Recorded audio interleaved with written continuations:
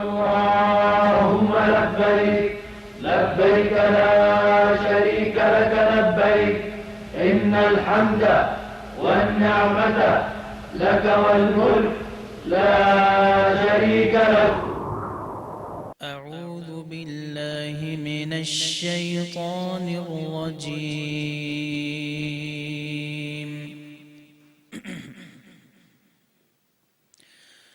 بسم الله الرحمن الرحيم.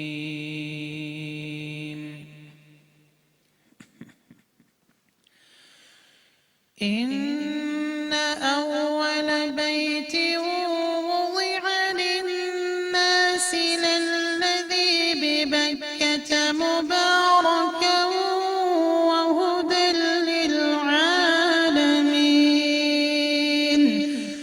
فيه آيات بينات مقام إبراهيم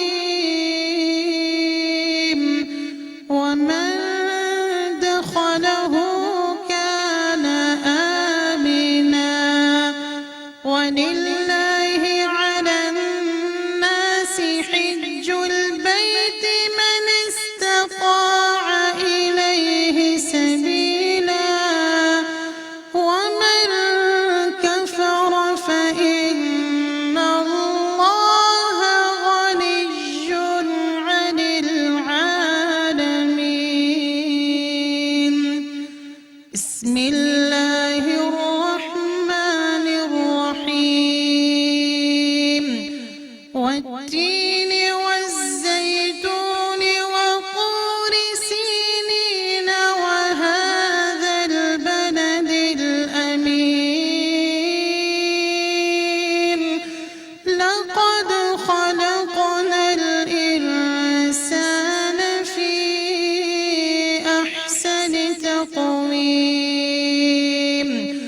ثم رددناه أسفل سافلين إلا الذين آمنوا وعملوا الصالحات فلهم أجر غير ممنون. فما يكذبك بعد بالدين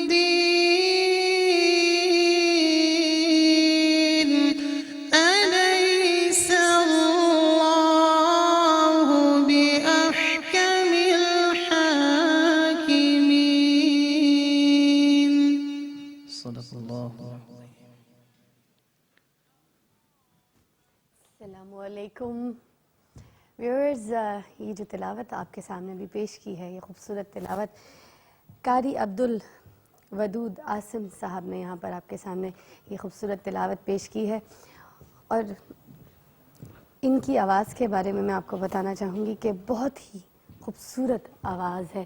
جب امام کعبہ پاکستان آئے تھے تو ان کے سامنے بھی انہوں نے قرآن پاک کی تلاوت کی، تو ان کی جو آواز ہے اس سے بہت ملتی ہے. تو ڈاکٹر عبدالرحمن سدیس صاحب نے کہا کہ آپ پاکستان کے سدیس ہو، تو یہ لقب انہیں حاصل ہے اور ان کے لیے تو یہ بہت بڑا اعزاز ہے. اور آج جیسے کہ آپ کو پتہ ہے کہ ہم غسل بیت اللہ آپ کو دکھانے جا رہے ہیں، اور ہم اپنے پروگرام کا آغاز بھی جو ہے آپ نے دیکھا کہ ڈائریکٹ بیت اللہ سے ہی کیا ہے.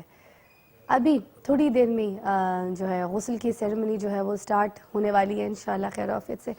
تو مکہ کے جو گورنر ہیں وہ بھی تھوڑی دیر میں تشریف بھی لے کر آ جائیں گے، تو غسل کعبہ کا جو ایک باقاعدہ آغاز ہے وہ ہو جائے گا، اور ہم آپ کو یہ پورا جتنا بھی ان کا طریقہ ہے کہ کس طرح سے یہ خانہ کعبہ کو غسل دیتے ہیں یہ آپ کو دکھائیں گے، اور اس میں ہمیں خانہ کعبہ کے جو اندرونی مناظر ہیں انہیں بھی دیکھنے کا موقع ملے گا. اور آپ یہ شارٹس بھی آپ دیکھ سکتے ہیں، ساتھ ساتھ جو ہے کہ دیکھیں سیکیورٹی کا ماشاءاللہ کتنا اچھا ایک عالم ہے، کتنے سارے لوگ جو ہیں ساتھ ساتھ جا رہے ہیں، طواف بھی ساتھ ساتھ چل رہا ہے. اور بیت اللہ کو دیکھیے، اچھا طواف جو ہے وہ ہو رہا ہے طریقے سے، مگر سائٹس پہ آپ دیکھ سکتے ہیں کہ جو سیکیورٹی کا اہتمام ہے وہ بڑے طریقے سے اسپیشلی ایک اچھے انداز سے کیا گیا ہے. اچھا، اور خالق کائنات کہنا چاہوں گی، خالق کائنات جس نے پوری یہ کائنات بنائی، جس نے چاند ستارے یہ دنیا بنائی، اسی دنیا میں اللہ تعالیٰ نے ایک جگہ اپنی بھی بنائی ہے. دیکھیں نا، اس دنیا میں بہت سارے گھر ہیں، بہت سارے گھر ہیں، مگر ایک گھر ہے اللہ کا گھر، جو سب سے بڑا گھر ہے، خدا کا گھر. وہ اللہ تعالیٰ نے جب حضرت ابراہیم کو کہا کہ میرے لیے گھر تعمیر کرو، تو یہ وہ قدرت کا ایک ایسا شاہکار ہے جہاں دنیا جاتی ہے، اور جب جاتی ہے نا تو بدل کر آتی ہے. یہ ایک ایسی جگہ ہے جہاں تبرکات اور معجزات آپ کو دیکھنے کو ملتے ہیں، نصیب ہوتے ہیں. تو آج ہم آپ کو جو ہمارا پروگرام ہے وہ بہت اسپیشل پروگرام ہے، خاص آج آپ رہی گا میرے ساتھ. اور میں جو ہے ابھی اسی سلسلے میں ہمارے ساتھ جو بات کرنے کے لیے معزز مہمان جن کو ہم نے یہاں پر دعوت دی ہے، سب سے پہلے بتاؤں گی ہمارے ساتھ یہاں پر علامہ محمد حسین اکبر صاحب تشریف رکھتے ہیں، اسلامک اسکالر اور کسی تعارف کے محتاج نہیں ہیں. اور انہی کے ساتھ میرے پروگرام میں 2 دن پہلے بھی یہاں پہ تشریف لے کر آئے تھے علامہ ابتسام الہی ظہیر صاحب، اسلامک اسکالر اگین. اور یہ کہ ان کی بھی تعریف کے لیے میرے پاس جو الفاظ ہیں وہ چھوٹے پڑ جاتے ہیں، تو اس لیے آج ہم یہاں پر خانہ کعبہ سے ریلیٹڈ کچھ ایسے مختلف سوالات کریں گے جس کے بارے میں مجھے بھی کوئی ایسی انفارمیشن نہیں ہو. اور خاص آپ لوگ بھی آج کالز کیجیے گا تو ایسے سوال کیجیے گا جس میں آپ کو ہو سکتا ہے کبھی آپ کسی سے بات کرتے ہو گھر میں تو آپ کو بڑی شرم محسوس ہوتی ہو کہ یہ ایسے بچوں والے سوال ہیں کہ اگر میں کسی سے پوچھوں گا تو لوگ مجھے کہیں گے کہ بھائی اتنی بات بھی نہیں پتہ، مسلمان ہونے کے باوجود ان باتوں کو نہیں جانتے. مگر یقین کیجئے ہمیں یہ چھوٹے چھوٹے معصوم بچوں جیسے سوال بار بار کرنے چاہیے تاکہ ہمارے آنے والی نسلوں کو بھی پتہ چل سکے اور ہماری بھی کریکشن ہو سکے، ہمیں بھی پتہ چلے کہ یہ جو مناظر ہم دیکھ رہے ہیں ان کی حقیقت کیا ہے. اگر ہم اپنی چیز کو، اپنے ویژن کو، اپنے سوالوں کو کلیئر نہیں کریں گے تو ہمیں ہمارے سوالوں کا کبھی صحیح جواب نہیں ملے گا. ہم ایک رانگ ٹریک پہ چلتے رہیں گے اور ہم کریکشن اپنی کبھی نہیں کرا سکیں گے. اور یہ آپ اچھی طرح سے جانتے ہیں، جو لوگ ٹی وی دیکھ رہے ہیں، آپ میری بہن، آپ میرے بھائی اس بات سے ایگری کریں گے کہ ہم ہمیشہ ہوتا یہ کہ شرم میں رہ جاتے ہیں. شرم میں بہت سی چیزیں سیکھنے سے ہم جو ہے وہ رہ جاتے ہیں. اور آپ کو اتنی سی ایک بات میں بتا دوں کہ شرح میں کسی بھی قسم کی شرم نہیں ہے. اس لیے آج کالز ایسی ہوں گی کہ جو سوالات بچوں جیسے ہیں، یقین کیجیے وہی پوچھ رہے ہیں جو دماغوں میں پھنسے ہیں مگر ہمیں اس کی کریکشن نہیں ہے.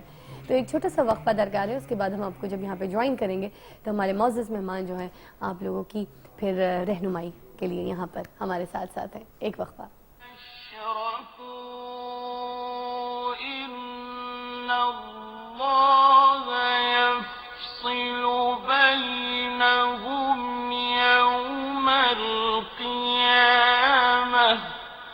لبيك لا شريك لك لبيك إن الحمد والنعمة لك والملك لا شريك لك لبيك لا شريك لك لبيك إن الحمد والنعمة لك والملك لا شريك لك ومن يرد فيه بإلحاد بظلم نذقه من عذاب أليم.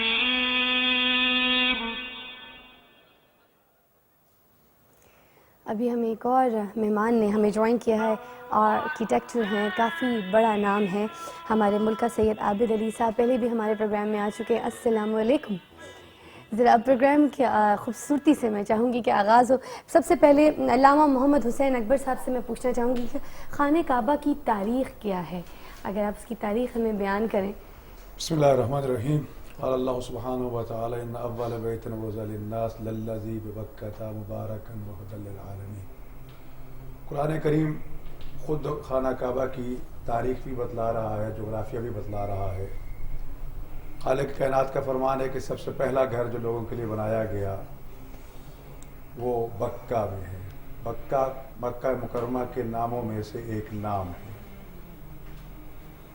اس کو بیت کا نام بھی اللہ تعالیٰ نے دیا اور سب سے پہلا گھر بھی اللہ نے ہی فرمایا. اور بکہ کے معنی ہے دھکم پیل، اس نسبت سے کہ جب اللہ کے مہمان اس خانہ کعبہ کو جا کے چومتے ہیں، طواف کرتے ہیں، بوسہ دیتے ہیں، ایک دوسرے کے اوپر ٹوٹتے ہیں، گرتے ہیں، اور یہ تخفیف گناہ کا باعث بنتا ہے. اس کو عقیدت کا مظہر بھی ہے. سب سے پہلا خانہ کعبہ جو تعمیر ہوا، حضرت جبرائیل علیہ السلام نے اللہ تعالیٰ کے حکم سے تعمیر کیا. اس کے 4 رکن مقرر ہوئے. اس کا ایک پتھر کوہ صفا سے لیا گیا، ایک کوہ مروہ سے لیا گیا، ایک طور سینا سے لیا گیا، ایک طور سلام سے کوہ سلام سے لیا گیا. یہ ارکان اربعہ کہلائے. اور حجر اسود جو ہے وہ جنت سے آیا. اور اس باقی جو پتھر ہیں وہ کوہ ابو قبیس سے لیے گئے. اور اس طرح کر کے خانہ کعبہ کی تعمیر سب سے پہلی حضرت جبرائیل علیہ السلام نے حکم خدا سے کی، اور پھر اس کا طواف کیا اور فرشتے اس کے طواف کرتے رہے. حضرت آدم علیہ السلام وہ سب سے پہلی شخصیت ہیں جنہوں نے خانہ کعبہ کا طواف کیا تھا، اور سلسلہ حج کے مناسک جو ہے اسی وقت سے شروع ہوئے. دوسری روایت کے مطابق جب حضرت نوح علیہ السلام کا طوفان تھا، یہ بھی ہے کہ ان اول بیت بوضع کے ترجمے 2 کیے جاتے ہیں، رکھنا بھی ہے، بنانا بھی ہے. رکھنے کے حوالے سے یہ تعریف کی گئی کہ اللہ تعالیٰ نے خانہ کعبہ کو خیمہ کی صورت میں نازل کیا تھا، جو حضرت نوح علیہ السلام کے طوفان کے زمانے تک رہا. اور جب طوفان نوح آیا تو اس کو اٹھا لیا گیا، جو 4تھے آسمان پر بیت المعمور کہلاتا ہے، اور فرشتے اس کے طواف میں مصروف ہیں. انہی بنیادوں پر حضرت ابراہیم علیہ السلام، حضرت اسماعیل علیہ السلام کو حکم دیا گیا کہ خانہ کعبہ کی دیواروں کو چنا جائے. تو لہذا کعبہ کی تعمیر جو ہے 2 ان نبیوں نے اپنے دست مبارک سے حکم خدا سے کی. اور اس میں بھی جو پتھر استعمال ہوا، کوہ ابو قبیس کا پتھر استعمال ہوا. جو پہاڑیاں سب سے قریبی پہاڑیاں صفا اور مروہ ہیں، جن کو اللہ نے اپنے شاعر قرار دیا، نشانیاں قرار دیا. اور سب سے پہلا پہاڑ جو ہے کوہ ابو قبیس ہے، جس کے اوپر رسول اکرم صلی اللہ علیہ وآلہ وسلم نے نہ صرف شق القمر کا معجزہ دکھایا تھا، بلکہ آپ نے عمومی جو دعوت دی تھی لوگوں کو توحید کی طرف کہ یا ایھا الناس قولوا لا الہ الا اللہ، اسی پہاڑ کے اوپر آپ نے وہ اعلان فرمایا تھا. پھر یہ مختلف مراحل سے گزرتا رہا. حضرت ابراہیم علیہ السلام اور حضرت اسماعیل علیہ السلام نے باپ بیٹا نے معمار اور مزدور کا کام کیا، اور اللہ تعالیٰ جو ہے وہ کسی کا اجر ضائع نہیں کرتا. یہی وجہ آیات ربانی کی تلاوت کی آپ صاحب نے. مقام ابراہیم کو اللہ تعالیٰ نے اپنی نشانی قرار دیا. اور یہ مقام ابراہیم علیہ السلام کیا ہے؟ وہ پتھر ہے جس کے اوپر حضرت ابراہیم علیہ السلام کھڑے ہو کر دیوار کعبہ کو چن رہے تھے. اور جیسے جیسے دیواریں بلند ہو رہی تھیں، یہ پتھر بھی جنت سے آیا تھا، اور ساتھ ساتھ یہ بھی بلند ہوتا گیا. اس پتھر میں حضرت خلیل خدا ابراہیم علیہ السلام کے نقش پا جو ہیں وہ محفوظ ہیں. اور ہر طواف کرنے والے کو یہ حکم ہے کہ طواف کرنے کے بعد جب تک 2 رکعت نماز طواف اس مقام ابراہیم علیہ السلام پر نہیں پڑھو گے، تمہارا طواف مکمل نہیں ہوگا. گویا کہ حضرت رب کبریا نے حضرت ابراہیم علیہ السلام کو ان کی مزدوری کا یہ اجر دیا.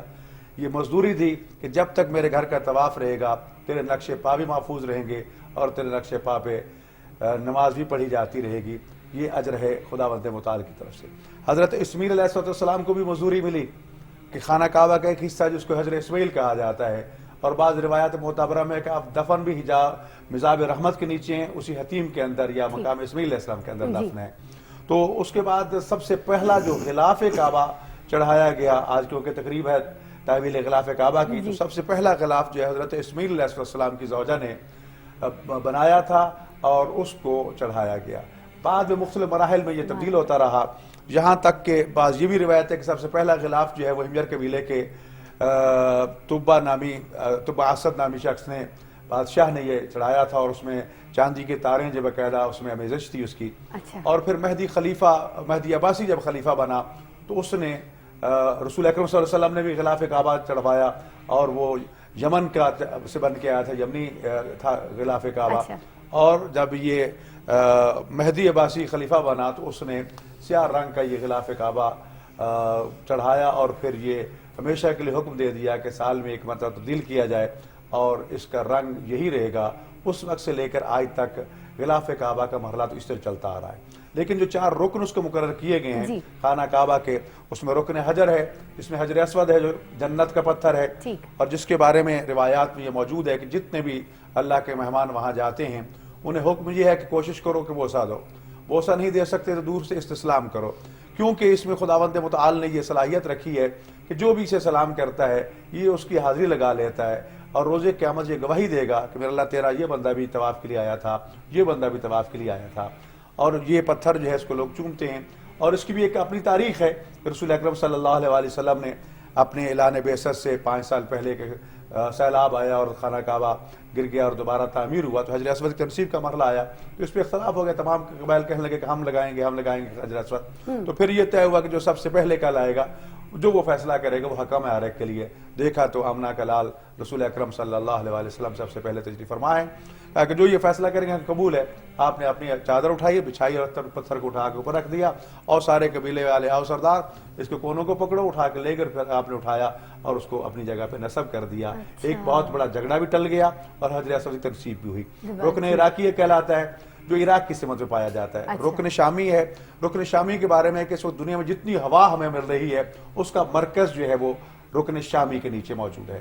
اور میں یہ عرض کرتا چلوں رکن یمانی جو ہے، جو رکن یمانی اور حجر اسود کے درمیان کا حصہ جو ہے جہاں خاص طور پر مغفرت کی دعا کو کہا گیا، ایک جبرائیل ایک فرشتہ ہے جس کی ڈیوٹی یہ ہے کہ وہ بندگان خدا کی دعاؤں کو ہر صورت میں نوٹ بھی کرتا ہے اور اللہ تعالیٰ سے قبول بھی فرماتے ہیں. تو مختلف مراحل سے خانہ کعبہ کی تعمیر گزرتی رہی اور اس کے مختلف اس کے بعد حجاج بن یوسف کے دور میں، عبداللہ بن زبیر کے دور میں جب سن 63 ہجری میں یزیدی فوج نے خانہ کعبہ کو منجیکوں سے شہید کیا اور آگ لگائی تو اس کی تعمیر نو ہوئی. تو عبداللہ ابن زبیر نے پھر اس کا 2 دروازے رکھ دیے. بعد میں پھر حجاج بن یوسف کے دور میں خانہ کعبہ شہید ہوا تو اس وقت پھر اس کا 1 دروازہ رکھ دیا گیا. تو اس طرح مختلف مراحل سے گزرتا آخری اس کی تعمیر اور آخری اس کی ترمیم جو ہوئی ہے وہ ملک فہد کے دور میں ہوئی ہے جو سعودی فرمان روا تھے. اور اس کی نئے سرے سے اندر ساری مرمت اور اس میں سے جتنی بنیادیں نئے سرے سے نیچے تک اندر سے کھود کے اس کو فل کیا گیا اور اس میں جتنے بھی اندر پتھر لگائے گئے وہ بھی. اور اس وقت کی جدید جو یعنی آخری اس کی جو تعمیر یا مرمت کہہ لیجئے وہ ملک فہد کے دور میں ہوئی ہے. اور خداوند متعال کا یہ احسان ہے کہ اللہ تعالیٰ اپنے بندوں کو بلاتا ہے اور لبیک کہتے ہوئے لوگ وہاں پر پہنچتے ہیں. تو بہرحال یہ خانہ کعبہ کی مختصر طور پر تاریخ ہے. میں اس کے باقی اس کا مراحل تو بہت زیادہ ہیں. بہت خوبصورتی سے جو ہے نا ہمیں ایلیبریٹ کیا، خاص طور پہ جو تاریخ کا بیان آپ نے جو شروع کیا وہ بڑا خوبصورت تھا. بلکہ میں ساتھ ساتھ یہاں پہ اپنا علامہ ابتسام صاحب کو بھی یہاں پہ شامل کرنا چاہوں گی کہ مقام ابراہیمی خاص میں آپ کو کہوں گی کہ جیسے یہ اگر حکم کیا گیا کہ آپ میرے یہاں پہ گھر کی جو ہے تعمیر کیجئے تو وہ ذرا اس کی ایک ڈیفینیشن یا پھر اس کی کوئی تعریف ہمیں یہاں پہ بیان کیجیے تاکہ ہمارے ویورز کو دیکھنے والوں کو کلیئر ہو سکے کہ وہ کیوں کہا گیا تھا کہ یہیں پہ تعمیر کریں. دیکھیں جی بنیادی طور پہ بات یہ ہے کہ کافی ساری باتیں تو علامہ صاحب نے بیان کر دی ہیں. ان باتوں میں ایک بات کا اضافہ کرنا چاہوں گا اور ایک جو آپ نے سوال کیا اس کو جو میں ایلیبوریٹ کرنا چاہوں گا. پہلی بات یہ کہ اللہ نے قرآن میں کہی ہے وَلْيَطَّوَفُوا بِالْبَيْتِ الْعَتِيقِ کہ اب طواف کرنے کی باری آئی تو قدیم گھر کا طواف کرو. تو سوال لوگوں کے ذہن میں ابھرتا ہے قدیم گھر سے کیا مراد ہے. بیت اللہ شریف میں جس وقت آپ دیکھتے ہیں بیت اللہ شریف کا جو حجر اسود رکن یمانی سے جو دوسری طرف کنارہ ہے اس کے اندر ایک حصہ آپ کو نظر آتا ہے جو سنگ مرمر کا بنا ہوا ہے جی. اس کی ہائٹ جو ہے نا قدر یوں سمجھ لیں کہ انسان کا جو ہے جو کمر کے نچلے حصے تک اس کی ہائٹ آتی ہے. تو بندہ یوں محسوس کرتا ہے کہ ہم اس کے اوپر سے گھوم کے آتے ہیں. تو یہ بندے کے ذہن سوال ابھرتا ہے اس کی وجہ کیا کہ ہم اس کے اوپر سے کیوں گھوم کے آ رہے ہیں. تو بنیادی بات یہ حضرت ابراہیم علیہ السلام نے جس وقت یہ بیت اللہ شریف کو تعمیر کیا تھا تو اس وقت بیت اللہ شریف مربع شکل کی جو ہے مستطیل شکل کا تھا. اس کے اندر جو انہوں نے اس کی جو ہے نا ایلیویٹ اس کو وہاں سے کیا تھا. لیٹر آن جب حضرت رسول اللہ صلی اللہ علیہ وسلم کی زندگی میں اس کی جب تعمیر نو ہوئی ہے تو اس وقت مشرکین مکہ نے باوجود کہ شرک کا ارتکاب کرتے تھے اس بات کا ارادہ کیا کہ بیت اللہ شریف کو کی تعمیر کے لیے ہم جو ہے نا رقم حلال استعمال کریں گے. یعنی انہوں نے ایک باقاعدہ طور پہ یہ انسانیت کے لیے اس بات میں رہنمائی بھی موجود ہے کہ اللہ تبارک و تعالیٰ کے جب گھروں کو تعمیر کیا جائے تو ان میں رزق حرام نہیں لگانا چاہیے بلکہ حلال کمائی کو لگانا چاہیے. حلال کمائی جب کرتے کرتے اس کی تعمیر کا مرحلہ مکمل ہوا تو اس حد تک تعمیر ہو سکی کہ بیت اللہ شریف موجودہ مربع شکل کے اندر آ گیا اور حتیم جو ہے نا اتنا حصہ جو ہے نا مستطیل بیرونی حصہ جو ہے وہ اس کی تعمیر نو میں شامل نہیں ہو سکا. حضرت رسول اللہ صلی اللہ علیہ وسلم کے دل کے اندر یہ امنگ موجود تھی جب آپ منصب نبوت کے اوپر آپ کی بعثت ہو گئی کہ میں اس کو بنائی ابراہیمی کے مطابق دوبارہ مستطیل طریقے سے اس کو اوپر اٹھا دوں. لیکن نبی علیہ السلام کے ذہن کے اندر یہ بات بھی موجود تھی کہ کفار مکہ اس بات کا گمان کریں گے کہ پہلے اس نے ہمارے مذہب کو جو ہے اس کے اندر جو ہے نا اس نے ہمیں اس سے ہٹایا، اس کے بعد لات و منات و عزا و حبل کی جو ہے نا نفی کی، اس کا بیت اللہ شریف کو بتوں سے ہی پاک کر دیا. تو اب یہ ہماری جب بنا ہے اس کو بھی قبول نہیں کر رہا. اچھا. تو نبی علیہ السلام نے ان کی تالیف قلب کے لیے نا وقتی طور پہ جو ہے نا اس کو چھوڑ دیا, لیکن نبی علیہ السلام کے دل میں ایک امنگ موجود تھی کہ اس کو بنا ابراہیمی کے مطابق دوبارہ تعمیر کیا جائے. اچھا. ایک آپ کی امنگ تھی, لیکن ایک آپ کا قدم تھا کہ آپ نے اس کو تعمیر نہیں کیا. ٹھیک. حضرت عبداللہ ابن زبیر رضی اللہ تعالیٰ عنہ نے حضرت رسول اللہ صلی اللہ علیہ وسلم کی اس امنگ کو بھانپتے ہوئے انہوں نے اس کو دوبارہ جو ہے نا مستطیل شکل کے اندر جب بلند کر دیا. اب جب سیاسی چپکلش پورے عروج کے اوپر پہنچی حجاج ابن یوسف کی عبداللہ ابن زبیر رضی اللہ تعالیٰ عنہ کے ساتھ, تو اس نے یوں کیا, اس نے دوبارہ اس مستطیل حصے کو باہر نکال کے بیت اللہ کو دوبارہ مربع شکل میں کر دیا. ٹھیک. اب تک دوبارہ بیت اللہ شریف یا مربع شکل کے اندر آ رہا ہے, لیکن جو حکم قرآنی ہے کہ ہم اس کا جو ہے نا قدیم گھر کا طواف کریں. تو حتیم ایک ایسا حصہ, میں یہ سمجھتا ہوں شاید اس میں اللہ تبارک و تعالیٰ جو ہے وہ حکیم اور دانا, اور اس سے بڑا حکیم و دانا ظاہری بات ہے کوئی ہستی نہیں ہو سکتی. بے شک. تو اللہ تعالیٰ کی جو اپنی وزڈم تھی, میں کئی مرتبہ یہ محسوس کرتا ہوں اللہ کی اس وزڈم کے تحت بیت اللہ شریف کا جو ایک حصہ جو ہے نا باہر رہ گیا. اس کی وجہ یہ ہے کہ جب بیت اللہ شریف کا باب ملتدم, جس سے عام طور پہ کئی مرتبہ سربراہان مملکت آتے ہیں, ملکوں کے بڑے بڑے جو عہدیداران آتے ہیں, تو ان کو اندر جانے کا موقع ملتا ہے, لیکن چونکہ اللہ تبارک و تعالیٰ جو ہے اس کی مساوات اس کے یہاں پر جو ہے وہ جمی انسانیت کے لیے ہے, اور ہر بندہ جو ہے وہ حرام باندھ کے بیت اللہ شریف میں حاضر ہوتا ہے. اللہ تبارک و تعالیٰ جو ہے اس کی نظروں میں محمود اور یاس کا جو تفاوت موجود نہیں ہے. تو اللہ نے اپنے گھر کا ایک حصہ جو ہے نا اس کو تعمیر نہیں ہونے دیا, تاکہ وہ لوگ جو بیت اللہ شریف کے اندر جا کے جو ہیں وہ نماز کو ادا نہیں کر سکتے, وہ جب حتیم میں نماز کو ادا کرتے ہیں اس حصے کے اندر جس کو اللہ تعالیٰ کے حکم سے یا اس کی مشیت کے تحت جو ہے ابھی تک بیت اللہ شریف کی تعمیر کے اندر وہ دوبارہ شامل نہیں ہو سکا, تو انہیں وہی ثواب مل جاتا ہے جو بیت اللہ شریف کے اندر جو ہے نماز ادا کرنے والے حکمرانوں کو مل جاتا ہے. تو وہ حصہ بیرونی طور پر موجود ہے, اس میں کم و بیش جو ہے 50 سے لے کے 60-70 لوگوں کی جو ہے نا نوافل ادا کرنے کی گنجائش موجود ہے, تو لوگ وہاں پہ نوافل ادا کر سکتے ہیں. مقام ابراہیم کیا ہے؟ اللہ تبارک و تعالیٰ اعلان فرماتے ہیں فی آیات بینات مقام ابراہیم ومن دخلہ کان آمنا. اللہ تبارک و تعالیٰ کہتے ہیں کہ اس کے اندر میری واضح نشانیاں موجود ہیں, جن میں سے ایک مقام ابراہیم بھی ہے, اور یہ بیت اللہ شریف کو اعزاز حاصل ہے کہ جو اس میں داخل ہوتا ہے اللہ تبارک و تعالیٰ اس کو امن و سکون عطا فرما دیتے ہیں.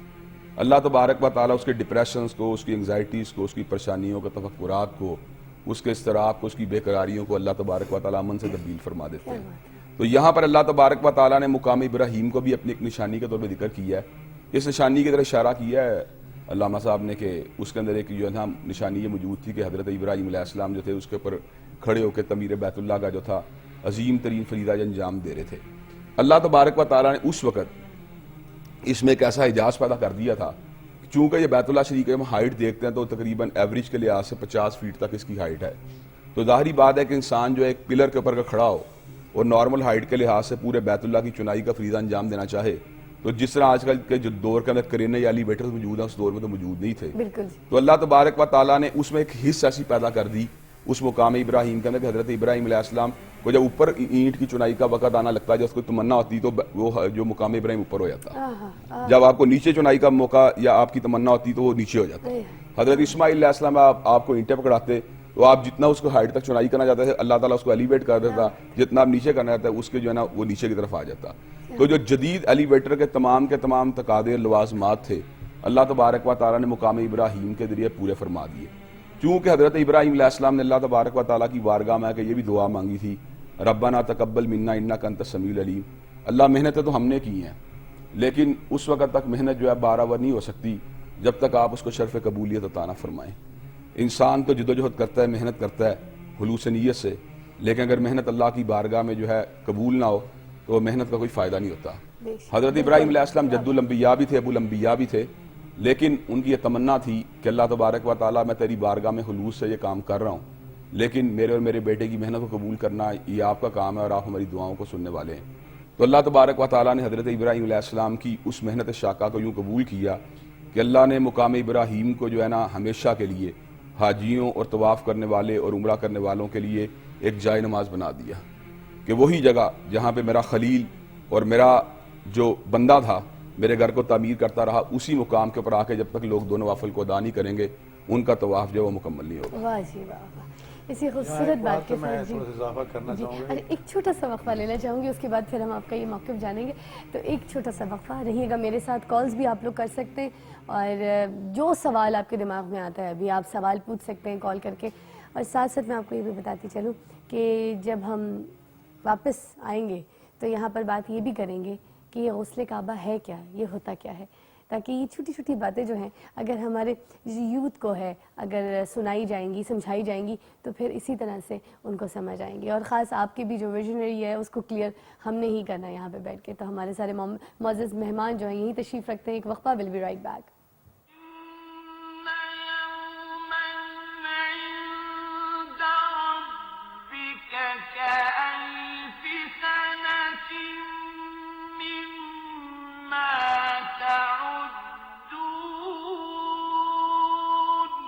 لبيك لا شريك لك لبيك إن الحمد والنعمة لك والملك لا شريك لك لبيك لا شريك لك لبيك إن الحمد والنعمة لك والملك لا شريك لك.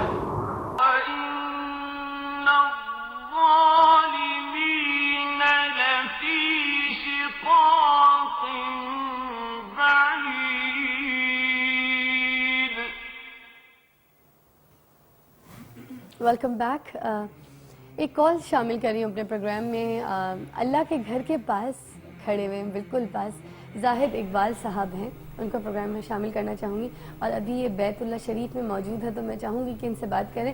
السلام علیکم زاہد صاحب. ہیلو. ہیلو جی. السلام علیکم زاہد صاحب. وعلیکم السلام. ٹھیک ٹھاک ہیں, خیریت سے ہیں؟ الحمدللہ رب العالمین. جہاں پہ کھڑے وہاں پہ تو ہر کوئی خیریت سے ہوگا, ہے نا؟ آواز بہت کم آ رہی ہے آپ کی. میں کہہ رہی تھی آپ جہاں پر کھڑے ہیں وہاں پہ تو خیریت ہی خیریت ہے, وہیں پہ تو خیریت ہے. بلکہ آپ کی فضا آواز نہیں آ رہی کلیئر. اچھا, آپ کو میری اب آواز آ رہی ہے کلیئر؟ ہیلو, آواز آئی. ٹھیک ہے, اوکے. اچھا مجھے یہ بتائیے کہ آپ اللہ کے گھر کے بالکل پاس کھڑے ہوئے, ابھی کچھ پوزیشن ذرا مجھے وہاں پہ بتائیے کہ گورنر صاحب کب آئیں گے؟ گورنر صاحب کے آنے کی ابھی انفارمیشن نہیں پہنچی ہے, وہ پہنچیں گے لیکن دروازہ کھولا گیا ہے اور تمام سفیر حضرات اور تمام دوسرے ممالک کے جو لوگ جہاں پر ہیں کونسلر وہ آ جا رہے ہیں, اندر جا کر نوافل ادا کر رہے ہیں ماشاءاللہ, اور پھر واپس آ رہے ہیں اور اس کے بعد غسل دیا جائے گا. ٹھیک, اور کیفیت کیا ہے ذرا یہ بھی ہمیں بیان کیجیے. کیفیت یہ ہے جی کہ ابھی تک طواف کسی لمحے بھی نہیں رکا.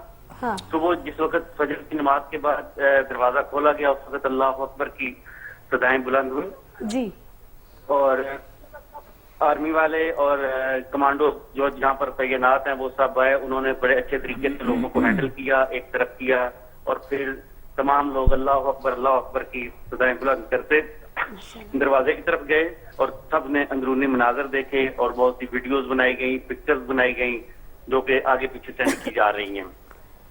اور اس وقت بھی طواف جاری ہے اور لوگ اندر آ جا رہے ہیں اور اندر جا کر نوافل ادا کر رہے ہیں, لیکن نارمل لوگوں کو نہیں جانے دیا جا رہا, صرف سفیر جو ہیں وہ لوگ اندر آ جا رہے ہیں. اور موسم کیسا ہے زاہد صاحب ابھی وہاں؟ ابھی موسم مارننگ ٹائم, آج کل تو مکہ شریف کا موسم بہت اچھا ہے, پلیزنٹ ہے جی, لیکن یہ کہ ابھی مارننگ ٹائم ہے, یہاں صبح کے 7:40 ہوئے ہیں ابھی, جس وجہ سے کوئی گرمی کے آثار نہیں ہے یہاں پر. ٹھیک ٹھیک, لیکن جیسے جو دن چڑھتا جائے گا تو پھر ظاہر سی بات ہے موسم بھی تھوڑا سا چینج ہو جائے گا, گرم ہو جائے گا, انکریز ہوتا جائے گا جیسے جیسے ٹائم. لیکن آج کل جو ہے 4-5 دن سے بادل منڈلا رہے ہیں اور موسم بہت اچھا ہے, ٹھنڈی ٹھنڈی ہوا, اور اس وقت بھی بڑی ٹھنڈی ہوا جو ہے چل رہی ہے ادھر حرم کے اندر. ماشاءاللہ ماشاءاللہ, کیا بات ہے جی.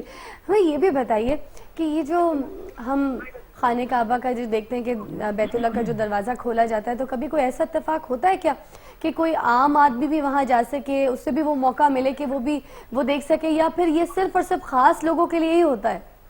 نہیں, عام آدمی صرف انہی کو جانے دیا جاتا ہے جو یہاں پر حرم میں ڈیوٹی کرتے ہیں, جاب کر رہے ہیں, اور ان کے ریلیشنز ہوتے ہیں جس میں وہ کوئی صفائی کرنے کے چکر میں چلا جاتا ہے, کوئی ویسے کسی کو کہہ کر فیور لے کر اندر چلا جاتا ہے, ویسے جو ہے صرف خاص آدمی کو جانے دیا جاتا ہے. اچھا, بہت بہت شکریہ, بہت بہت شکریہ. اندرونی صورتحال یہ ہے کہ لائٹس آن ہیں, بارڈرز ہیں, اور سیلنگ بہت خوبصورت بنی ہوئی ہے, اور اس کے اندر ایک کالم تو مجھے دکھائی دیا, لیکن 3 ہیں ویسے جو مجھے میرے نالج میں ہیں کہ 3 ستون بنے ہوئے ہیں بڑے پیارے سے, لیکن ایک ستون میں نے دیکھا ہے. کیا بات ہے جی, ماشاءاللہ ماشاءاللہ, کیونکہ قسمت اندر والے جانے ہیں کا آپ جی. اتفاق نہیں ہو رہا, جی, اور نائٹ بھی اندر جانے کا چانس مل جائے لیکن امید کم ہے. کیا بات ہے جی.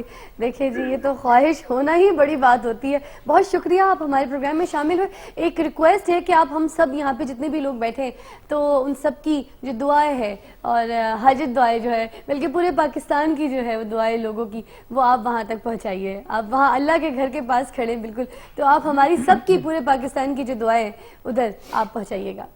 ٹھیک. بہت مہربانی. بہت بہت شکریہ. بہت شکریہ زاہد صاحب آپ ہمارے پروگرام میں شامل ہوئے. اچھا جی تھوڑا سا میں یہ بھی جاننا چاہوں گی ابھی یہاں پر کیونکہ عابد علی صاحب یہاں پہ تشریف رکھتے ہیں تو یہ جو اسلامک آرکیٹیکچر جو ہوتے ہیں اس کا کیا کانسیپٹ ہے؟ یہ مجھے مطلب یہ ہوتا کیا ہے؟ تھوڑا سا ایز این آرکیٹیکٹ آپ تھوڑا سا مجھے بتائیے کہ اسلامک آرکیٹیکٹ ہوتا کیا ہے؟ دیکھیں اس میں when we actually term the word Islamic architecture, it is not known as a consolidated classified civilization architecture. کیونکہ یہ ایک certain time سے لے کے کسی ایک بادشاہ کسی ایک ایریے اور کسی ایک سرزمین سے allocated نہیں رہا ہے. ٹھیک. Various other civilizations, when you talk about Greek architecture, when you talk about Mughal architecture for that matter, and when you talk about colonial architecture, you can specify those areas and you can specify that era or that space, yeah, region. Islamic architecture, to be very honest, was at the whim of the rulers. ایک چھوٹی سی میں request عابد صاحب آپ سے کروں گی کیونکہ جو عام لوگوں تک ہم نے بات پہنچانی ہے نا تو وہ اردو بہت ضروری ہوتا ہے ہمارے لیے. ٹھیک ہے تھوڑی پالیسی وہ بعض اوقات اردو میں بات زیادہ بلنٹ لگتی ہے. یو نو می دیٹ کہ میں کافی سخت باتیں کر جاتا ہوں اس طرح. دیکھیے یہ جو اسلامی طرز تعمیر کلاسیفائڈ تعمیر نہیں ہے.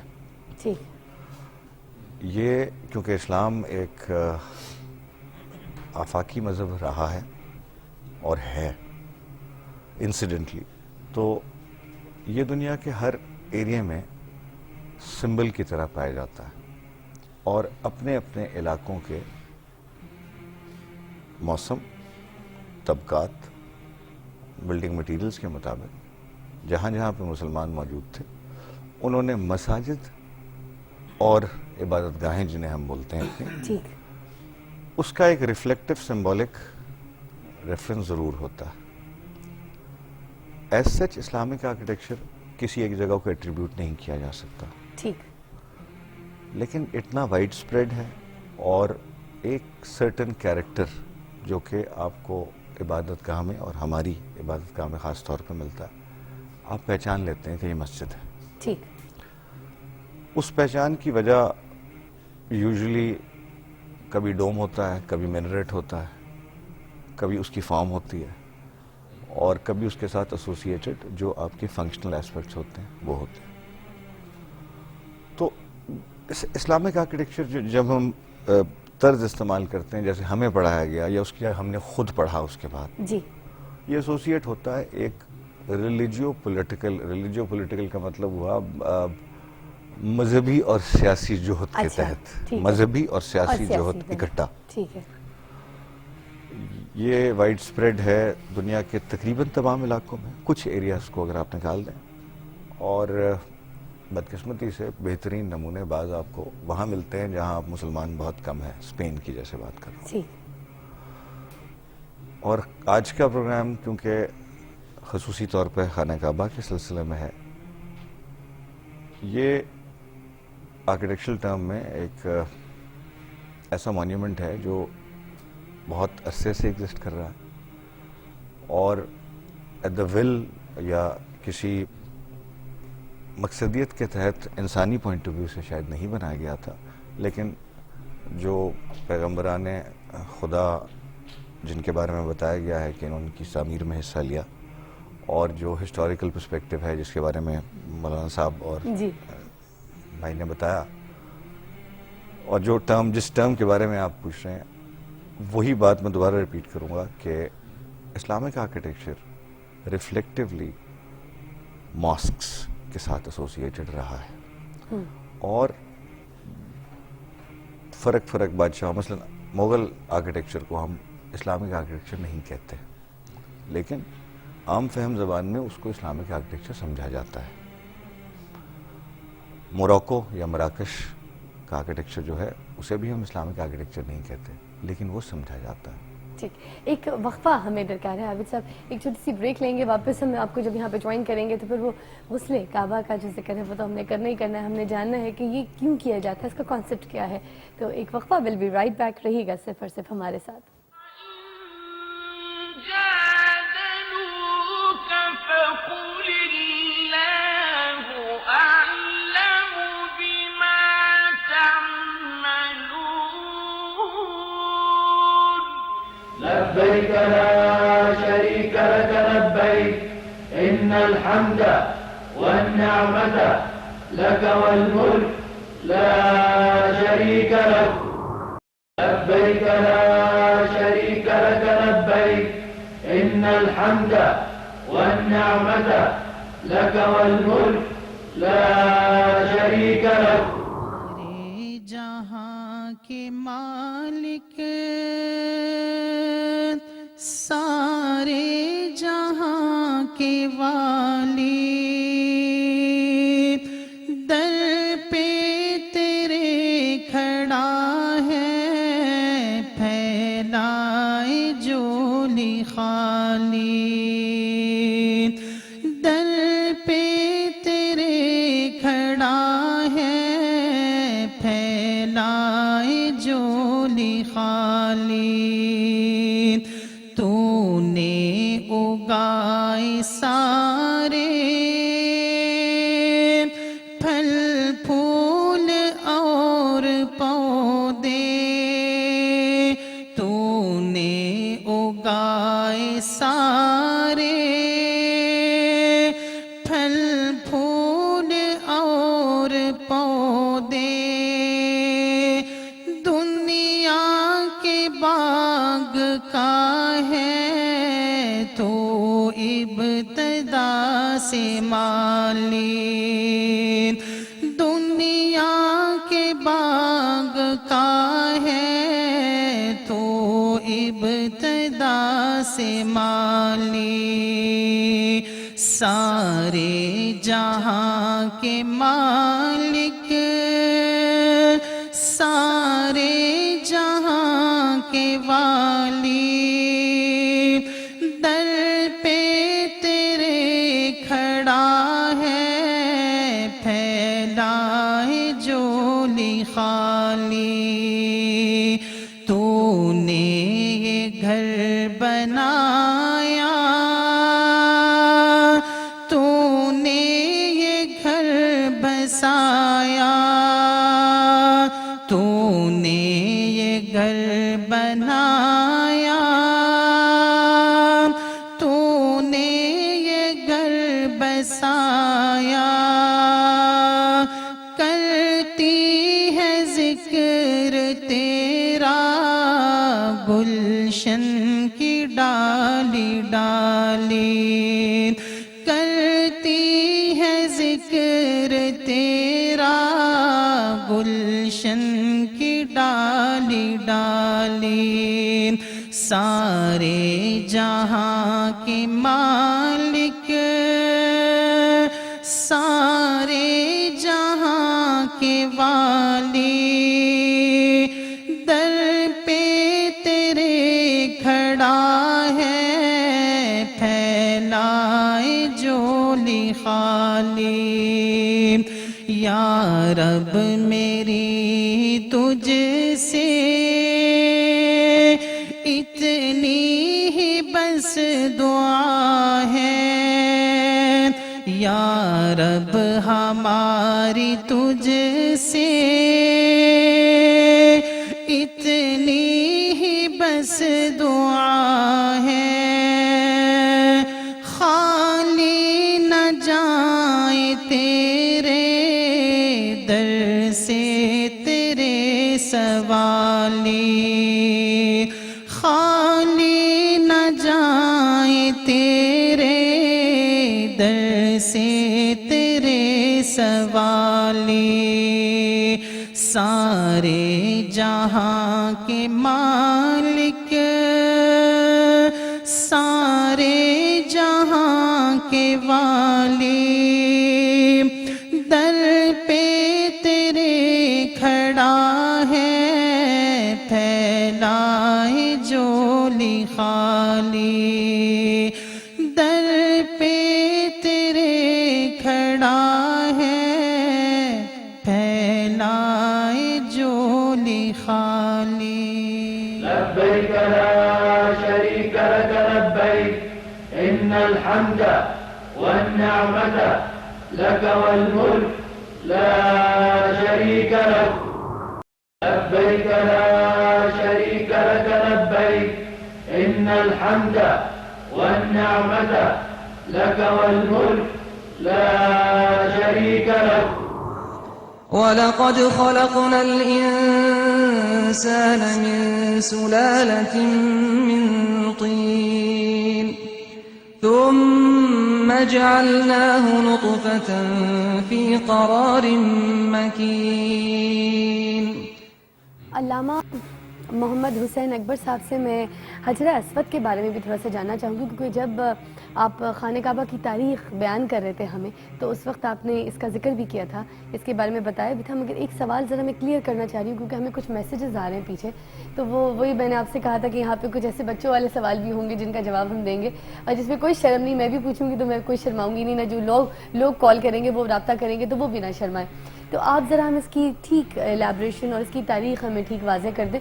اچھا، اب جو سوال آیا ہے وہ یہ آیا ہے کہ کہا جا رہا ہے کہ جو پتھر ہے اس کے اوپر جب سجدہ کیا جاتا ہے تو اللہ تعالیٰ اس بندے کے سارے جو ہے مطلب گناہ سک کر لیتے ہیں. تو اس کا ایگزیکٹلی جو ہے میں اس کو ٹھیک کر دیتی ہوں کیونکہ ہم لوگ اس کو بوسہ کہتے ہیں، تو انہوں نے جو میسج لکھا اس کو سجدہ کر کے تو ہم اس کو بوسہ کہتے ہیں. تو بوسہ جب کیا جاتا ہے تو سارے گناہ سک کر لیے جاتے ہیں، تو از اٹ رائٹ؟ دیکھیں، چند چیزیں کسی تاریخ کے حوالے سے اشاراتاً عرض کرنا چاہتا تھا.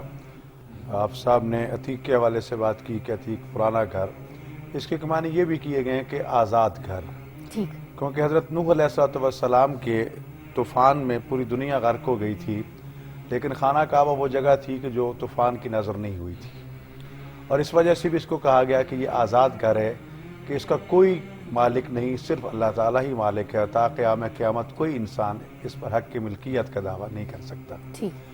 دوسری بات یہ تھی کہ جب حضرت ابراہیم علیہ السلام نے اس کو تعمیر کیا تو جو کنکریاں بچ گئی تھیں، کیونکہ ہر پتھر وہی کے مطابق لگ رہا تھا، خدا کے حکم کے مطابق لگ رہا تھا کہ یہ لگنا ہے یہ نہیں لگنا، تو جو کنکریاں بچ گئی پوچھا پروردگار اب ان کا کیا کروں؟ تو میں نے ایک روایت میں پڑھا حکم اس کو ہوا میں پھینک دو.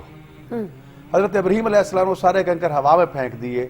تو جہاں جہاں دنیا میں وہ پتھر گرا ہے قیامت تک وہاں اگر بڑا پتھر گرا ہے تو جامع مسجد بنے گی، اگر چھوٹا پتھر گرا ہے تو چھوٹی مسجد بنے گی. تو گویا کہ اللہ نے قیامت تک اپنے گھر کی جو مساجد جو ہیں ان کی تعمیر کے پوائنٹ معین کر دیے. جہاں تک تعلق ہے حجر اسود کا، اصل میں یہ سفید پتھر تھا، جیسے کہ پہلے میں نے عرض کیا کہ جنت سے آیا تھا، جنت کا پتھر ہے. اور اس کو حجر اسود کیوں کہا گیا، سیاہ کیوں کہا گیا؟ تو اصل تو اس کا رنگ تقریباً تھوڑا سا نیل گوں ہے، بالکل بلیک نہیں ہے یہ.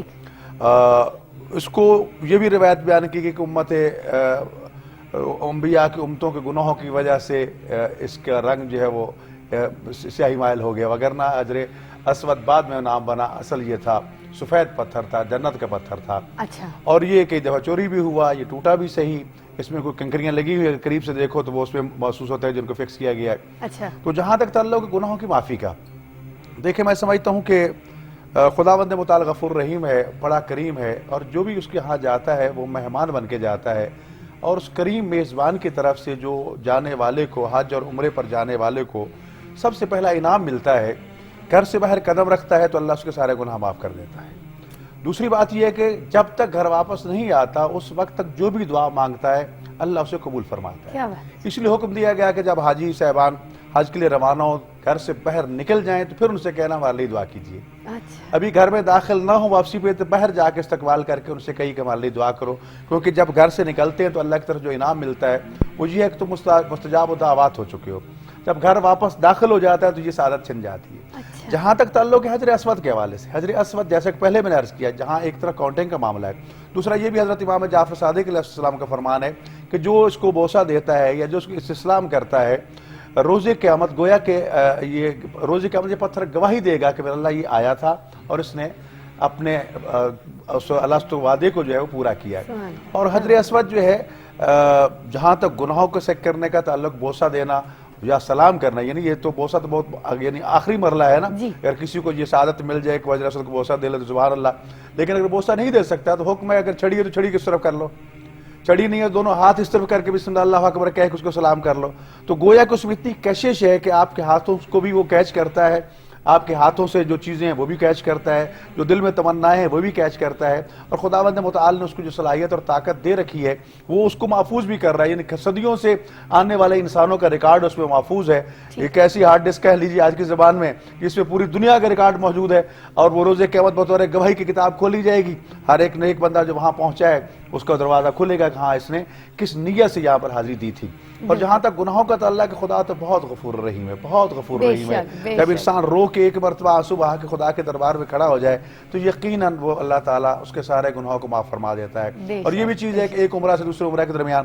اور جہاں تک تعلق ہے غسل کے حوالے سے، جب حضرت ابراہیم علیہ السلام اور حضرت اسماعیل علیہ السلام خانہ کعبہ کو تعمیر کر چکے، پھر اللہ تعالیٰ نے دونوں نبیوں کو حکم دیا وَطَاهِرَا بَيْتِي لِلطَّائِفِينَ وَالْعَاكِفِينَ وَرُكَّعِ السُّجُودِ کہ اے میرے دونوں نبی میرے اس گھر کو پاک و پاکیزہ رکھو، صاف رکھو، اس کو غسل دو، اس کو دھوو. کس کے لیے؟ طواف کرنے والوں کے لیے، اعتکاف بیٹھنے والوں کے لیے، رکوع کرنے والوں کے لیے، سجود کرنے والوں کے لیے. تو لہٰذا یہ غسل کعبہ اور اس کی صفائی اور اس کی نظافت جو ہے یہ حضرت ابراہیم علیہ السلام حضرت اسماعیل علیہ السلام کو حکم خدا ہوا اور یہ حکم خدا کے مطابق چل رہی ہے. البتہ اس کے انداز بدلتے جا رہے ہیں.